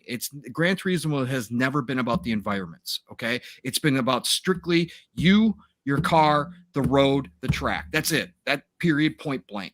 So I'm okay with them not focusing on that. I wish they would a little more, but outside of that, that's all it is. It should look amazing. It should be immaculate. That's not okay. Go ahead. I'm sorry. Yeah, no, and but the cars are extremely detailed in Gran Turismo, right? They are extremely detailed. Even more so than Horizon. Now, against Motorsport, we can have that comparison, but they are more detailed than the Horizon cars are. Okay, so that is something that they do focus on, and I do. Horizon's open world racer. Correct. That's why we don't go there. That is correct. That's why we don't go there. I had to put it in there. That's why we don't. Delilah, I understand, but that's why we don't go there. Gotta stay away. Yeah, exactly. I got it. I'm backing up. Yeah. No, so. But what I will say is that what they showed in this video really did hit home on the old Gran Turismo feels. Finally, it feels like we're getting a complete Gran Turismo. For a while now, it's felt like we've gotten half-baked Gran Turismos. This one, actually, from a feature standpoint, from a car standpoint, feels like they have gone back to the old days again, which I am happy for. I think that they finally looked over at Forza and saw what Turn 10 and Playground have been doing and said, we need to bring some of that over here, right? So the customizations, all that kind of stuff, the paint, which I'm sure Fuzzy will talk about because that's his number one thing. All of it is much improved over the last, okay? And that's all that mattered to me. Then we got into just the it's really hard. Mav and I talked about this on PM to PM on Thursday. It's really hard to describe what Polyphony brings when they make a Gran Turismo game. I described it as almost like a 5-star restaurant, right? There's just a certain feel to the menus. There's a certain feel to the entire game that's just different. Like it's more refined than a Forza. Forza is like speed, power, like all of that, right? Gran Turismo is more refined. And I loved some of the attention to the detail that they put in the menu screens. I thought the world map that they kind of created where you can go all these different spots, like that cafe they showed off, where you got some extra goals to accomplish to open up some more vehicles. I liked that aspect. I really thought that brought something special. Also, what stood out to me is their replays are always on point. That's one thing I wish Forza would look at. And I think that they could take and improve their replay by looking at what Gran Turismo does. I think Gran Turismo, when you see their replays, why they show them so much, because it looks fantastic, right? It is absolutely incredible. And I love the music replay that they introduced, where it's kind of choreographed to the music. Instead of having just those static camera angles, the camera kind of adjusts to the music. I thought that was awesome. That looked really cool. That's something I would get into because I love photo mode. The photo mode, my God, the photo mode was off the charts. Look, I could not believe what I was seeing, what they were producing. Like they kept pointing out. a professional photographer would have a hard time reproducing this photograph. Right. I don't deny that, because I was looking at some of those photos and I was like, dang, right? The scapes they took to a whole nother level. Scapes has always been really cool. Of course, the clown show, the circus always likes to use scapes to compare to Forza, which is not even close to what you're getting in game. But the scapes itself, as a standalone kind of feature, is awesome because it does really make those cars pop. It passes the squint test. If you do look at some of those photos, you will think you're looking at a real car, and I love that. So that was great as well. Look, it just brought back a lot of the nostalgia, bringing, the car washes, oil changes are all there. Love it. The used car shop, going and shop. And I know Fun Speculation's just smiling ear to ear because this is what he loves. But the used car shop, being able to go buy a used car, having to watch the values of those cars, the mileage, all that kind of stuff, bringing that into this game again. I absolutely find that fascinating because I'm a car guy. So it's just cool to see that back again. All that. Again, I just thought the overall presentation was great. I didn't think it was too long. I know some people did, but again, I'm a car guy. So I'm always looking at it and I'm going, okay, what are they going to show next? And I just loved it. I loved the presentation. I thought Polyphony, for as long as they take to make their dang games, this one actually, I can understand kind of where they've been spending their time. The skybox, the stars, the weather patterns, all that kind of stuff really did hit. And I'm going to say that those skyboxes and the lighting would equal up to what we've seen in Forza Horizon in some cases. So that comparison, I think, is fair. I'm not talking about the environments. I'm just talking about the skyboxes and the weather effects. I really thought really presented well in this presentation. So I was happy with what I saw. Not that I'm going to run out and get a PS5 right now for it. It's not a game that I would do that for, but when I do get a PS5, to be able to hop back, to be excited to hop back into a Gran Turismo is all I'm looking for. And this whole showcase did that for me. This is definitely a game I would pick up as one of my first games with a PS5 when I do finally get one. So I'll leave it at that. I just really liked it. I know Fuzzy will get down and dirty right now. He's already got the cars broken down, what pieces are missing, what screws are out of place. You're gonna hear that scroll roll out from over from his desk that he has over there. But I once again I 100% agree, Pong. There's a lot there, and I'm not the biggest racing fan, admittedly, so I'm gonna definitely defer to you and Fuzz on this one. But no, for real, like other Zink. No, I'm laughing at other Zink. I already knew he was going in on you. The Forza skies are so much better. They're not even close. I get it, other Zink. You're not gonna convert this man. It's never gonna happen. Never gonna happen. I would never try. Let's put it that Stand your ground, Zink. Stand firm. Stand firm. No, but shout out to you, brother. Appreciate you the support, man. Every single week is always here showing love. So let's go ahead and get this over to you, Fuzz. We might as well go ahead and pop the cork on this thing, brother. All right, I'm going to try to keep this positive. Because there are some key things that I look in both games that I want each other to copy, and I'll point out those things for Turismo that I would love to see in Forza games, and they've tried, and they still I think it's the cross-gen thing that's going to be a problem for some of these.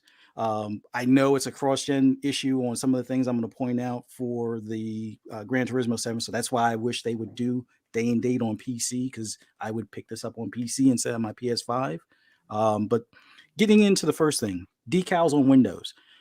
Forza Horizon 4 tried it. They didn't push it because I think the Xbox One just couldn't handle it. And I think the only reason why it's not in Horizon 5 is because, once again, the Xbox One. Not knocking the Xbox One, but I think that's part of the holdback. And with them doing this cross-gen, but still being able to do stickers on windows is big for me. Now, I know it sounds silly to put a sticker on the window. They already have stickers on windows on cars that they've like handcrafted as far as delivery, but as far as something that you could put together, I would love to have the ability to put stickers on windows. As silly as it sounds, me taking like my Camaro or my Mustang to like an SEC race or SCCA race or a NASA race, National Automotive Sportsman Association or something. I forget what the letters stand for right now, but you could put like your numbers, like if you drag raced or whatever, in the windows like you're supposed to when the car's on the track. That's big for me. And I hope that at some point Forza is able to do that. I think Motorsport will be able to pull it off. I would love for Horizon to pull it off, but I think it's going to be when they're next gen only. But that was big for me. Another thing that was big for me, although Forza's never had a problem with this, is that they have the roll bars for the convertible cars. I'm a huge MX-5 Cup stan. It's one of those things where I'm eventually going to buy one of those cars and try to do the grassroots racing thing on several tracks. But the thing that I always hated about Gran Turismo with like Gran Turismo Sport is that they didn't have the roll bars like what you're supposed to have for the convertible cars or what you would have for certain cars that are going to be able to go to certain speeds on track. It's great that they have all these details on nuts, bolts, and washers and whatnot on the car being on the track or in Vista mode, or not Vista mode. There's escapes. I'm sorry. But to have things like roll bars and realistic racing components is huge. So it's more of a finally for Gran Turismo. So I'm happy that they have those. I'm glad that they're going back to a part system as opposed to just like numerical upgrades or weight reduction things. I'm glad they're going back to something that's more in line with what Forza has had for all of their titles. Do you think that was? I like the fact that they have. Do you think that was a licensing thing to get the part manufacturers? Yeah, I don't know if it's licensing thing as much, because the thing that's weird, and this is one of those things that they didn't touch on, but I hope at some point Forza does copy from them. Licensing isn't as important for Gran Turismo only because they allow you to upload your own decals, like an EPS file. So let's say Goodyear didn't pay, or they didn't pay for Goodyear licensing. You could import that into the game and have that show up on your car. That's something I never knew. I hope awesome. Forza does that at one point. Yeah. Now they've been strictly against it. The Forza paint community are awesome, but I want a racing sim, not a painting sim. And this is no slight at them, but it's one of those things. I'm glad that they're proud that all of their liveries come from only the in-game tools. But come on, let's be real.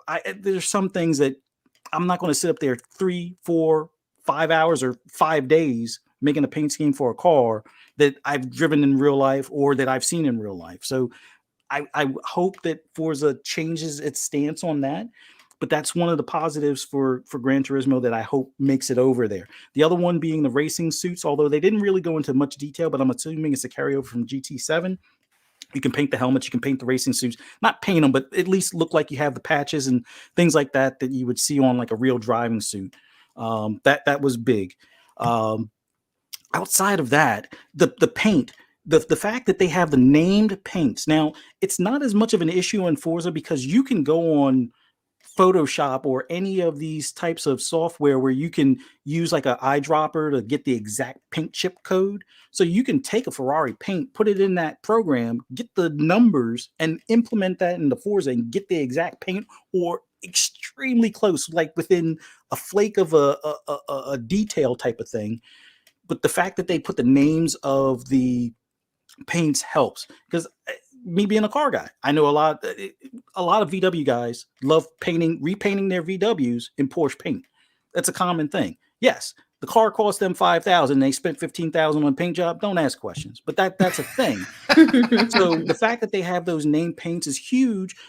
It's not necessary in Forza, but it would be cool to know, oh, right, this is the exact yellow Ferrari paint that was on the Maranello or something like that, and I could put it on my Corvette if I want to, type of deal, as opposed to going through like the Photoshops and things like that. So I hope Forza adopts it, but it's not necessary because, like I said, they already have a good numbering system that you can get the exact paint chip codes. Another thing is how it seems, and this is like a nitpicky detail, they're more in tune with wheel hubs as far as like wheels, like certain wheels that they have in the aftermarket. Like if your car only has 4 lugs, you're only going to put a 4-lug wheel on that car. I didn't see anything in their parts thing about changing axles, which is a common thing for like trucks, SUVs, and so forth. But that was something that I hope at some point Forza kind of adopts, to have a little bit better variety for specific bolt patterns or at least number of lugs. But those are the positives that I saw in Gran Turismo. the presentation, as Pong had said, the menus, the wherewithal, not necessarily the map. I know people are going to nitpick the map as far as the graphical detail and stuff, but the presentation, it is more refined. It does feel more like you're going to a 5-star restaurant type of thing, as opposed to Forza, which I'm going to be honest, I actually prefer the Forza one because it's a garage, and Right. we're talking about race cars, so it should be in the garage, or it should be at the track, or in pit road, or something like that. But one thing I would like for Forza to copy from Gran Turismo Escapes. Vista mode is great, but Vista mode only really works at the house or the festival. I want them to have a little bit more increase in detail as far as the surroundings on some areas when you go into photo mode. Like photo mode in Forza is about 99.9% as good as Scapes. It's just that Scapes has just that 0.1% difference. Wait, are you comparing Horizon with This is for Motorsport or Horizon. Like okay. the level of detail that you can do in photo mode in the Forza games is about 99.9% there compared to Scapes. Scapes' only real advantage is like the placement stuff that you have, and you can do multiple cars. If you want to just do a still or make it look like it's a still in motion type of thing.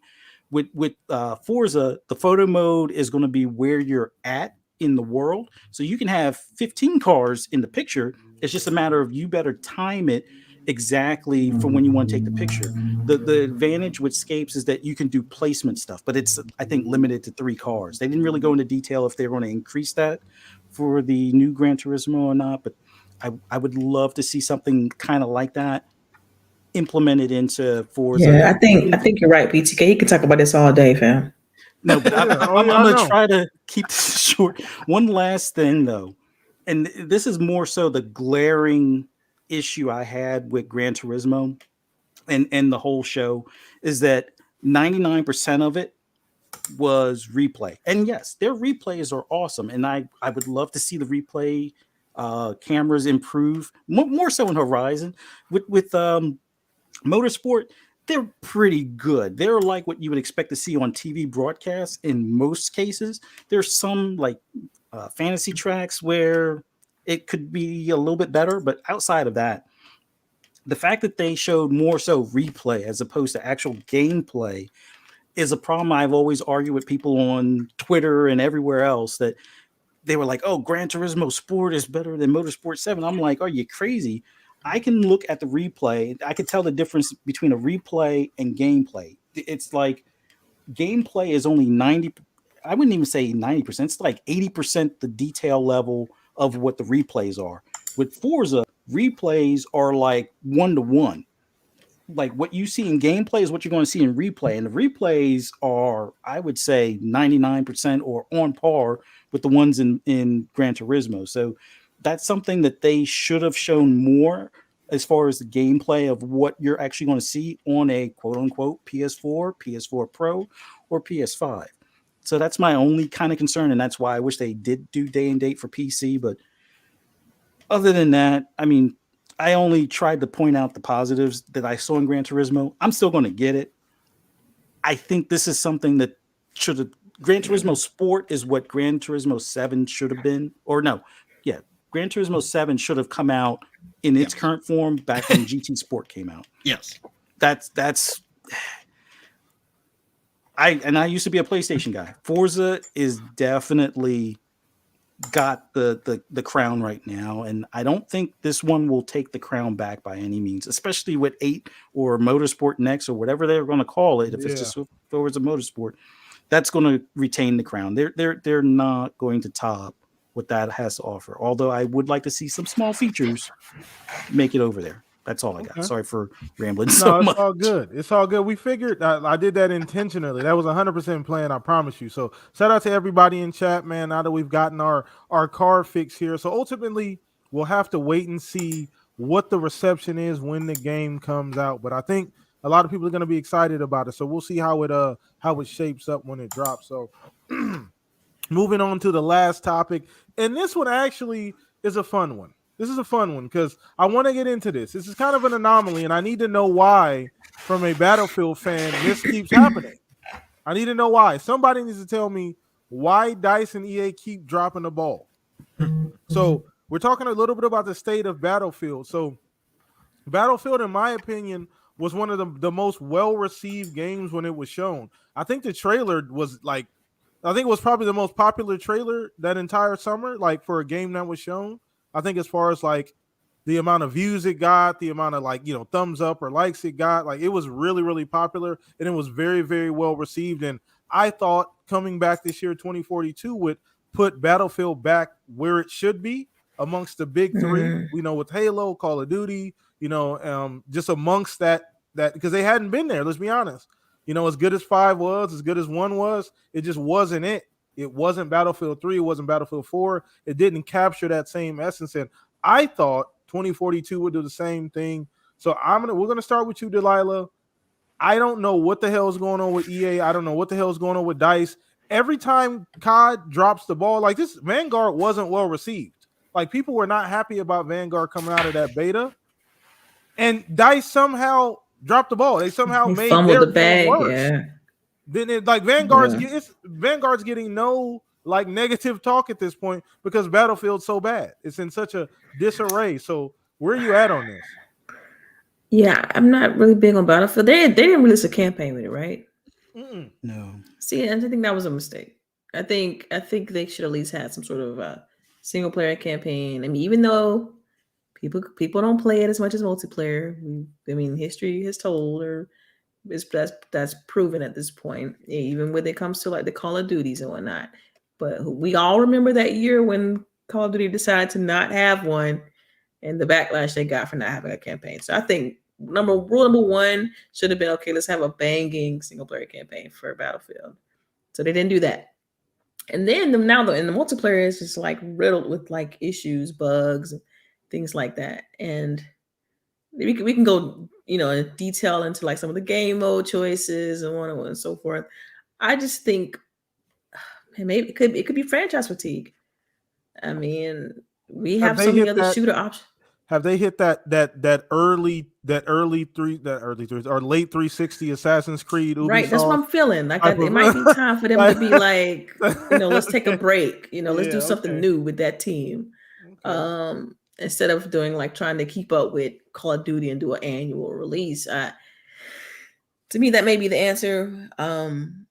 But I do think they had an opportunity here because, like you said, Vanguard, especially with all the controversy and all that stuff surrounding Activision, it's like they had an opportunity here and they didn't, they didn't make the shot. Basically, they didn't hit the 3-pointer at the buzzer. Like, it's curious. It makes me a little bit like curious as to like where do they go from here? Where are they going to take Battlefield from this point? Because I'm pretty sure they're feeling that. I mean, they probably put a lot of cards in that. They put a lot of things like how do I put it? I had another phrase for it, but I'm not going to use that.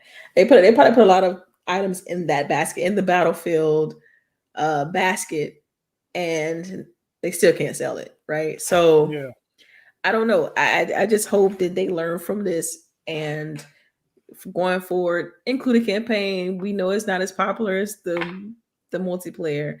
And make sure and fix the game. Like it's always about bugs now. Like remember we dealing with that with what's that game that just dropped? Was it today? This week? Dying Light 2. Dying Light 2. Yeah. Great game, bug riddled. Like come on, you had time. Fix the bugs. So it's and we can go into a whole other conversation about bugs and day one patches and things like that. But but you're right. You're right. They had opportunity. They didn't jump on it, and I think it's a mix of everything, franchise fatigue included. To me, they should just take a break. Okay, and like you said, that might be the solution. And I'm gonna save Pong on this one, just like I did Fuzz last topic. I'm saving you for last on this one, Pong, because I have quite a bit to say about this, at the very least, for sure. But we'll get into you, Fuzz. And one point, Fuzz, I want to make before you speak is that this is something we talked about, me and you specifically, that Battlefield needed to do. They needed to pull this off this year. This was just about as good of a chance as they're going to get. I mean, those ads too, they look so good. They did such a good Yeah, job the game was advertising it. everything was They on did a point. fantastic time advertising Everything it. was on point. The game, it was just everything, and it just sucks to see that they fumbled the ball once again. But we'll get into it first. Want to get your opinion on the state of the game. Obviously, they've had delays too. That has not helped. They have not followed through with any of the promises that they promised a lot of their fan base. Delaying a lot of content for a longer period of time, not giving people what they seemingly want. But anyway, we'll go ahead and go with you on this one, brother. You know, this kind of reminds me of another EA title that we enjoyed, and you know, nope, we're not doing that. We're not doing it. Nope. Yeah, we're doing it. It's like Anthem. Like seriously, how do you have a roadmap and then just throw it out the window and then be like, oh well, no, we're gonna push that back. No, we're gonna push this back. Oh, we're gonna push that back. And we're not gonna do any of the stuff we said we were gonna do. You know, the stuff you saw in the commercial. No, we're gonna push that back. It's like seriously. I mean, there's a lot of reasons that go into why those things happen in development. Yeah. It's we of course there's like it could be a game breaking bug that they just kind of stuck on, can't get out the door. It could be a ton of reasons as to why that happens. Yeah. But at the same time, it's like, well, sometimes you gotta do what you gotta do. How many opportunities are they going to get, Delilah, though? Right? Like how many chances are you going to? Call of Duty's not going to continue to fumble the ball every year. Right. Call of Duty's been down. Like you're the only thing not saving Call of Duty because it's still, but Warzone carries Call of Duty at this point. That is really where Call of Duty's at. Outside of the esports stuff, Warzone really carries Call of Duty, but that Call of Duty main line has been down for like a half a decade. Like nobody's been really that interested in the mainline Call of Duty, and somehow Battlefield has not made up any ground in that period of time. Well, here's the worst part of the whole deal. Like we talked about before, you got the 3 premier first-person shooters coming out within weeks of each other. You got Halo, you got Battlefield, and you got Call of Duty, right? Yeah. Halo, that extra year of polish, they knocked it out of the park. A lot smoother, even when it was in beta, than when these games, the other 2 released. That being said, Battlefield, it just seems like this was their opportunity. Like they had this opportunity with Battlefield 4 to surpass Call of Duty. They didn't, but you know, they gave it a run for its money. And Battlefield 1 definitely gave that year's Call of Duty, because I think that was the most downvoted. Yeah, I bought it day one. Yeah, that was the most downvoted Call of Duty video. Matter of fact, on YouTube ever, I think. Broke some kind of record.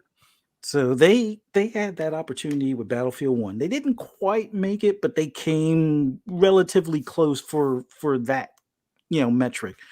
This was the year that they should have blown it out the water, because it looks like Call of Duty kind of read the room wrong. Oh, let's do slightly after battle or after World War II, when everybody's kind of worn out of World War II. I won't say everybody, but a big player base is looking more so for modern warfare range.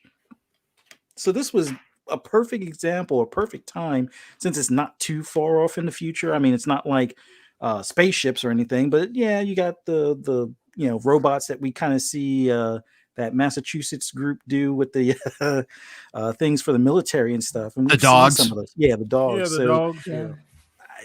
This was their perfect opportunity. So much potential to surpass Vanguard, and they just stumbled out of the gate.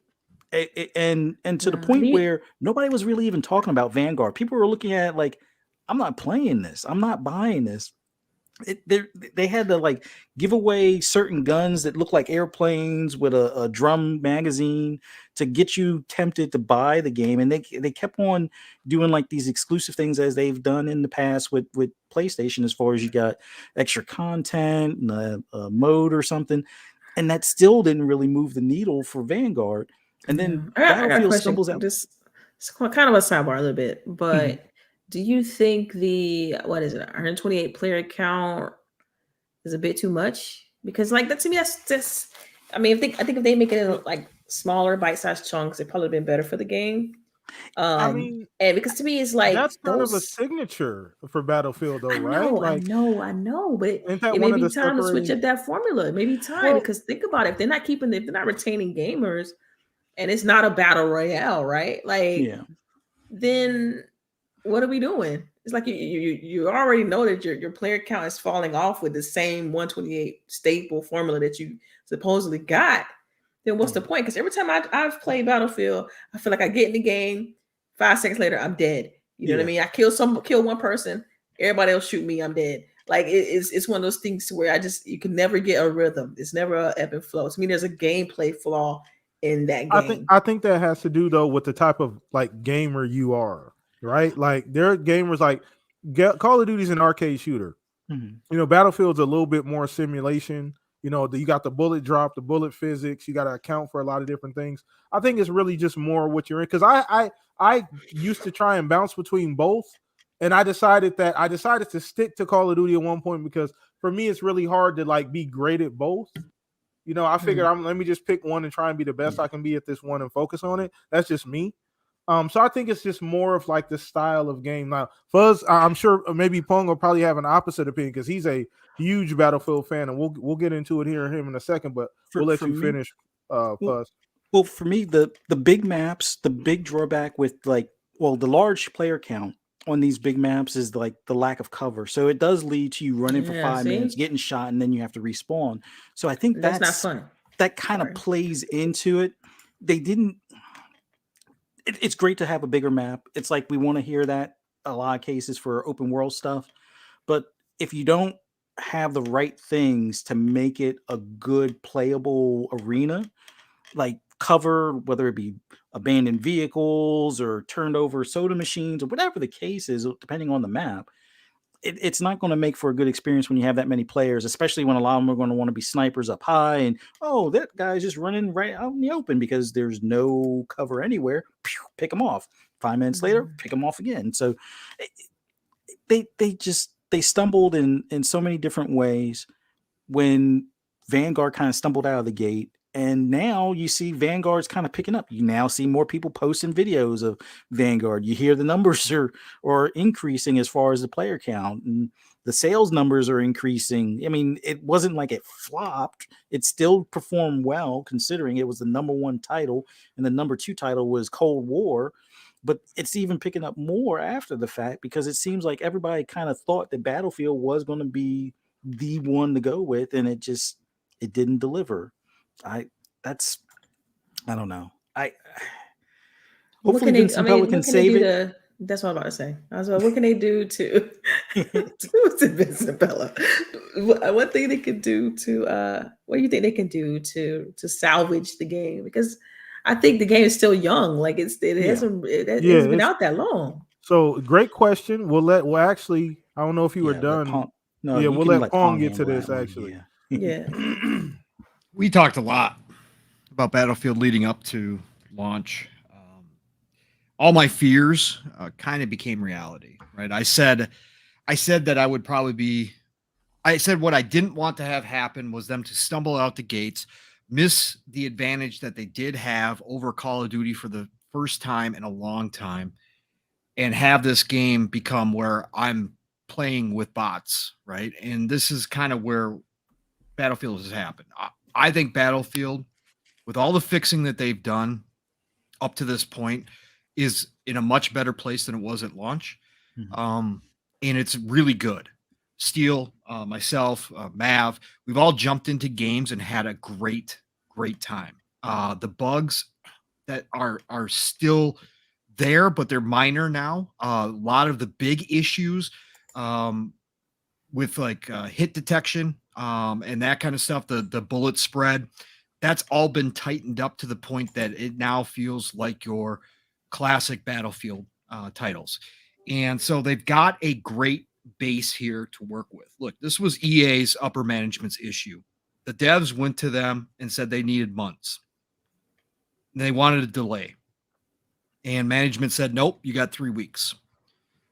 If you're not going to listen to your devs, if you're not going to listen to the people building the game and telling you that this needs time, then I can't help you. And this is what EA did. Now, they've put Vincent Pella in charge.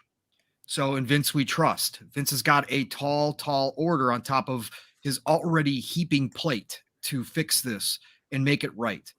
I think it's possible. I think that we've seen this with other Battlefields. Battlefield 5 stumbled terribly out the gate.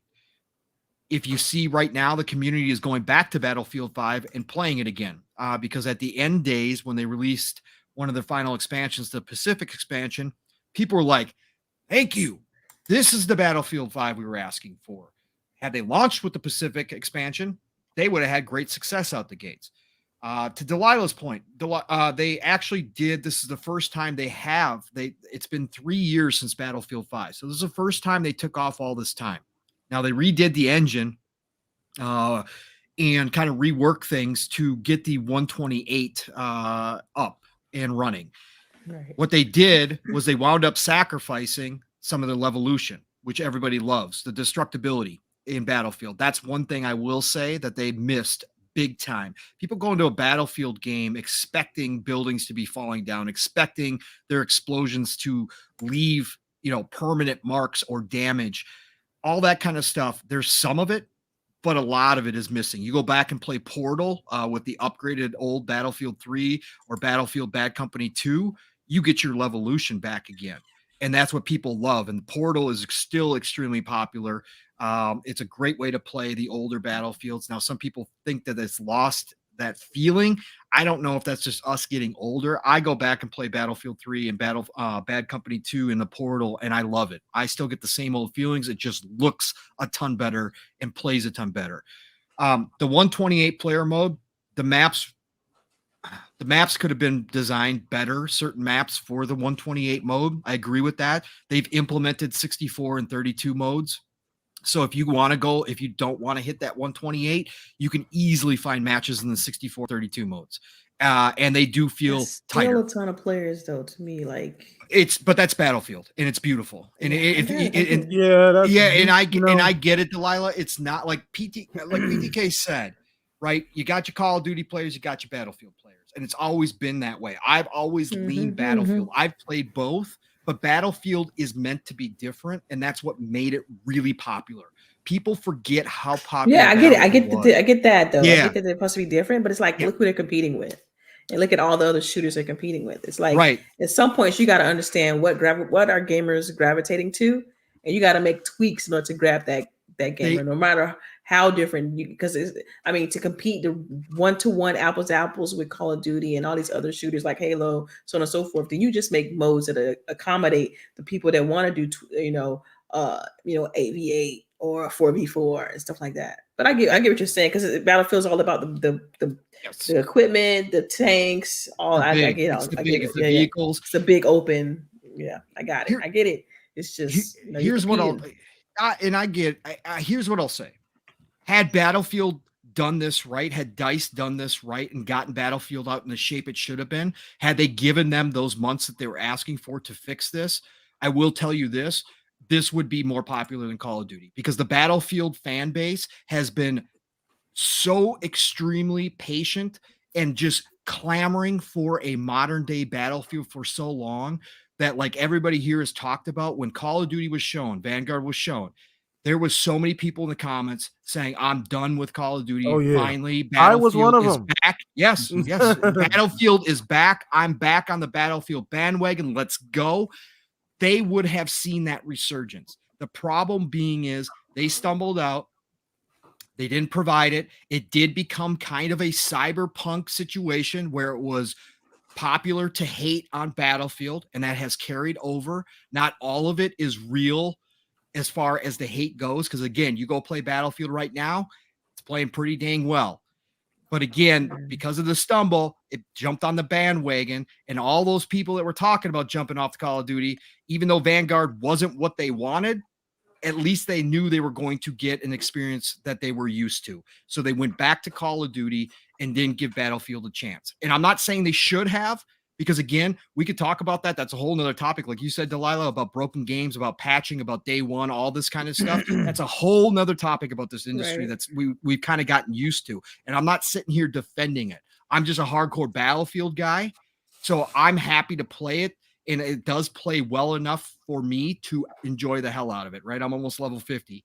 I haven't jumped into it as much as I normally would if it was up to all expectations. Like this would have been like one of my main games that I'm maining all the time. But when I do jump in, I have a great time with it. I just think that they missed this opportunity, this window in time that they had to finally put Battlefield back on the map and make it that competition that it used to be. Because back in the day, It was Battlefield and Call of Duty 1A and 1B. And there was times when, it was hardcore. Like there was, console warring aside, there was Battlefield versus Call of Duty wars all the time of which one was better.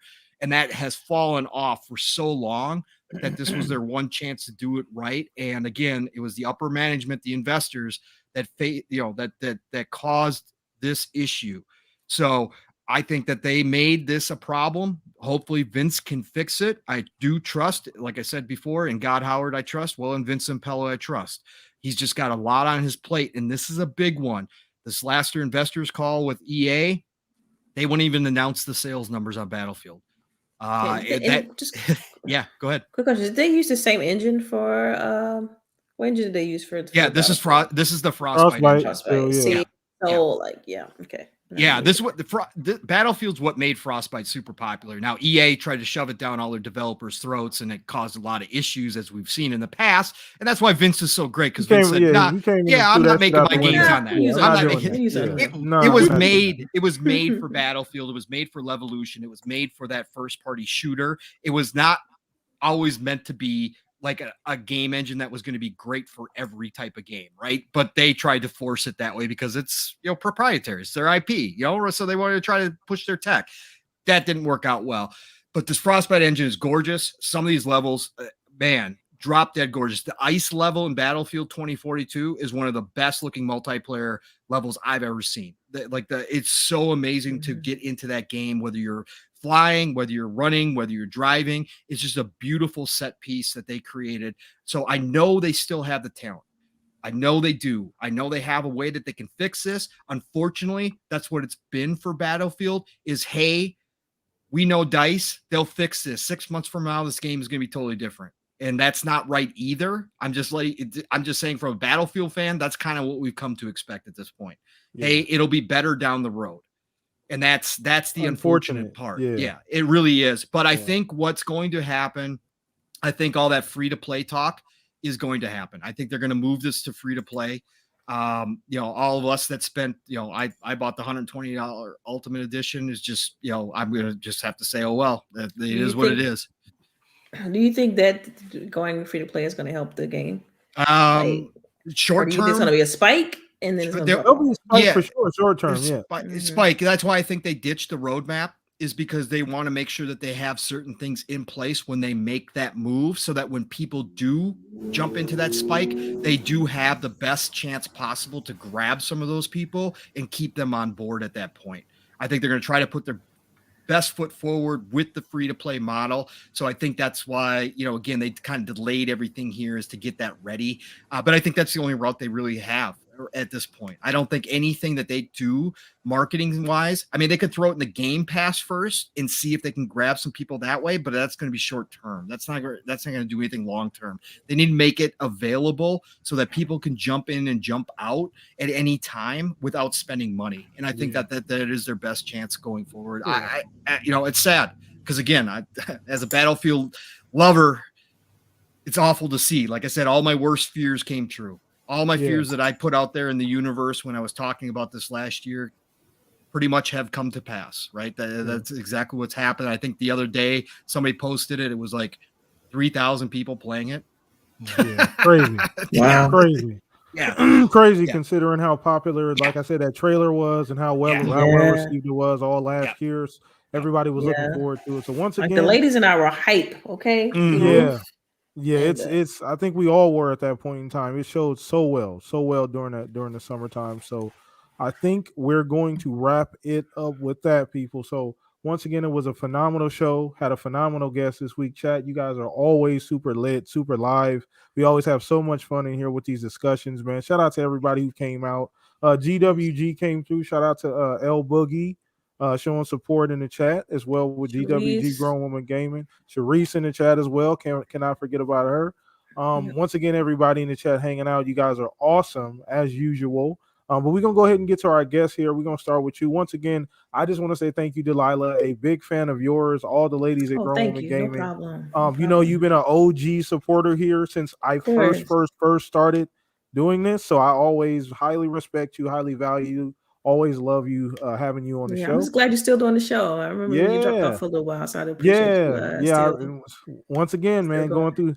going through the changes, but I'm still here. Yeah. For sure, but I appreciate you. Once again, let everybody know where they can find you and the ladies at every Saturday, but you'll get into that. Sure. Yeah. So you all know you can follow me on Twitter, Delilah_HD. You catch me every Saturday on Grown Women Gaming Podcast, noon Eastern, 9 Pacific, every Saturday. So yeah. Thank you, chat. It was great. The dialogue. I love the energy. I see some of our people in here too. I see others in here represent Team Green, and so it was cool. Thank you for inviting me on. I appreciate speaking with you all. Fuzzy Pong, PTK. Yep. So I'll catch y'all on the next one. Appreciate you, Delilah. Like I said, we Oh, love yeah. having you here. You family. You already know. You come in, go straight to the fridge. You don't got to ask for nothing. We appreciate you. And once again, do me a favor, if you're a friend or you enjoyed the show here that we do at the Shop Podcast, please go support Grown Woman Gaming. Go follow Delilah. That's where you'll be able to keep up with all of the Grown Woman Gaming stuff. All her information is down in the description below. So once again, thank you. And thank you, GWG, for loaning us Delilah as well this evening as well. We appreciate you guys' continued support here. So let's go ahead and go to my compadres here. We'll start with Mr. Pong Harvey, at least 4 to 6 shows a week minimum. So let everybody know where they can find you, Pong. Yeah, what a great show. Delilah, it was a pleasure. Again, I love your thoughts. I love having discussions. Open discussion is great. That's what Steele and I do. I just love challenging thoughts and making me think on my feet. I really do like that. So thank you for being here and bringing that passion for the industry. That's what it's all about. So absolutely loved having you here. Fuzzy PTK, brothers.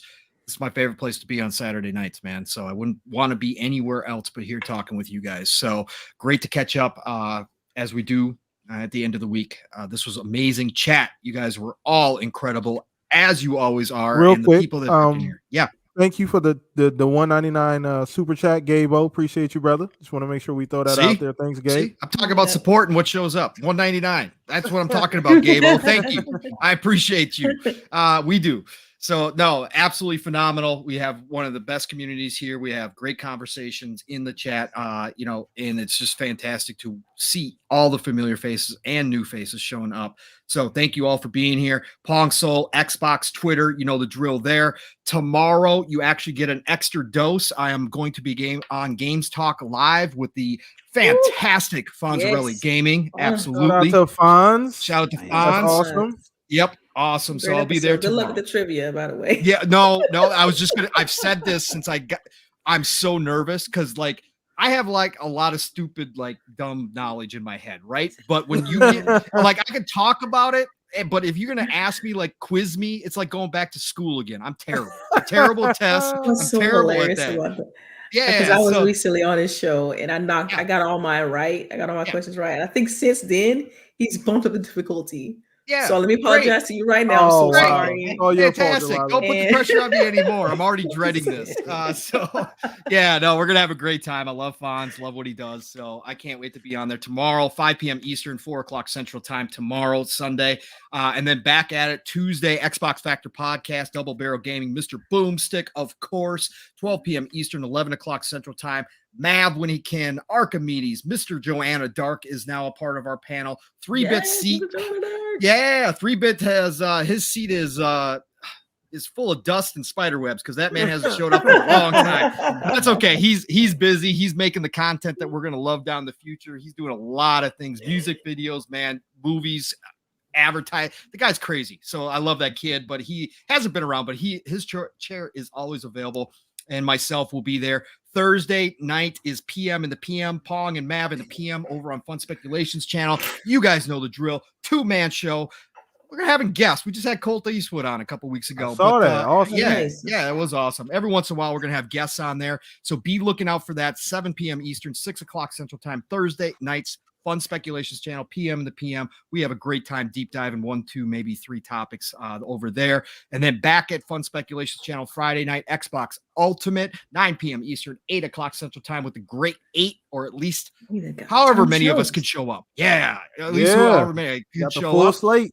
Full slate. How many podcast is that like 4 weeks? I got 5. I got 5 weeks. 5 weeks. Yeah, Oh my goodness. And then Right. Saturday morning, living split screen. My brother from another steel, Rain, and I wake you up. So get those alarms set. Split screen is all one word. 10 a.m. Eastern, 9 o'clock Central Time. You know the drill.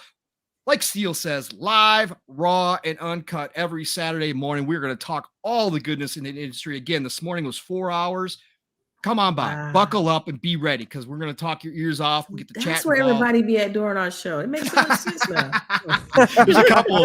Uh-oh. Kay Asante and Everborn got a great show in the morning too. So Oh, yeah, yeah, there's a yeah. couple. There's so many Yeah. podcasts out there now. I I just think theirs is at 11. everybody. I think they have Yeah. theirs at 11 Eastern. So y'all at 10. Yep. They're at 11. We're at noon. Yeah, So, wow. exactly. It's always happened. Yeah. So everybody be there. Check us out. We're on the road mission to 1K this year. We are approaching 500 as we speak. So please, everybody, go over, check out our content. If you like what Steele and I do, please sub. We're just trying to hit that 1K this year. Steele thinks we can hit 2K, so we're shooting for that as our stretch goal. But otherwise, as I always say, it's the golden age of gaming. If you don't understand that month of January and this first week of February should show you that this is getting crazier and crazier. Man, we are living a good life right now as gamers. So golden age of gaming is here. Go enjoy it. Play what you love what you play, enjoy your family, hug those that you love, and I'll talk to you all real soon. Man, appreciate you here every single week, Pong. Once again, you can find Pong all through Twitter. Just go follow him there. You'll be able to keep up with his schedule, where he's at, what he has going on for that week. He might pop up on somebody else's show, so you never know. Just keep a lock on Pong. Pong is all over the place. So very, very high demand. We got to rework that contract, Pong. We got to talk about that off air, though. But anyway. I'm just taking over the channel. I told you the crew's on. So we appreciate you, brother. But last but not least, PTK Blam here across the board. Hit me up on Twitter. Follow me there if you guys want to do if you want to see the poll of the week, you want to know what's going on as far as guests going on here with the Shop Podcast, topics, different things going on here. Follow me there on Twitter. Hit me up on Xbox Live. We'll play some games here and there if I'm available or online. But you guys enjoy the rest of the week. Loved having you guys here. We'll same time, same place next week with the new guest. See you guys later. Enjoy the rest of your weekend. Peace out.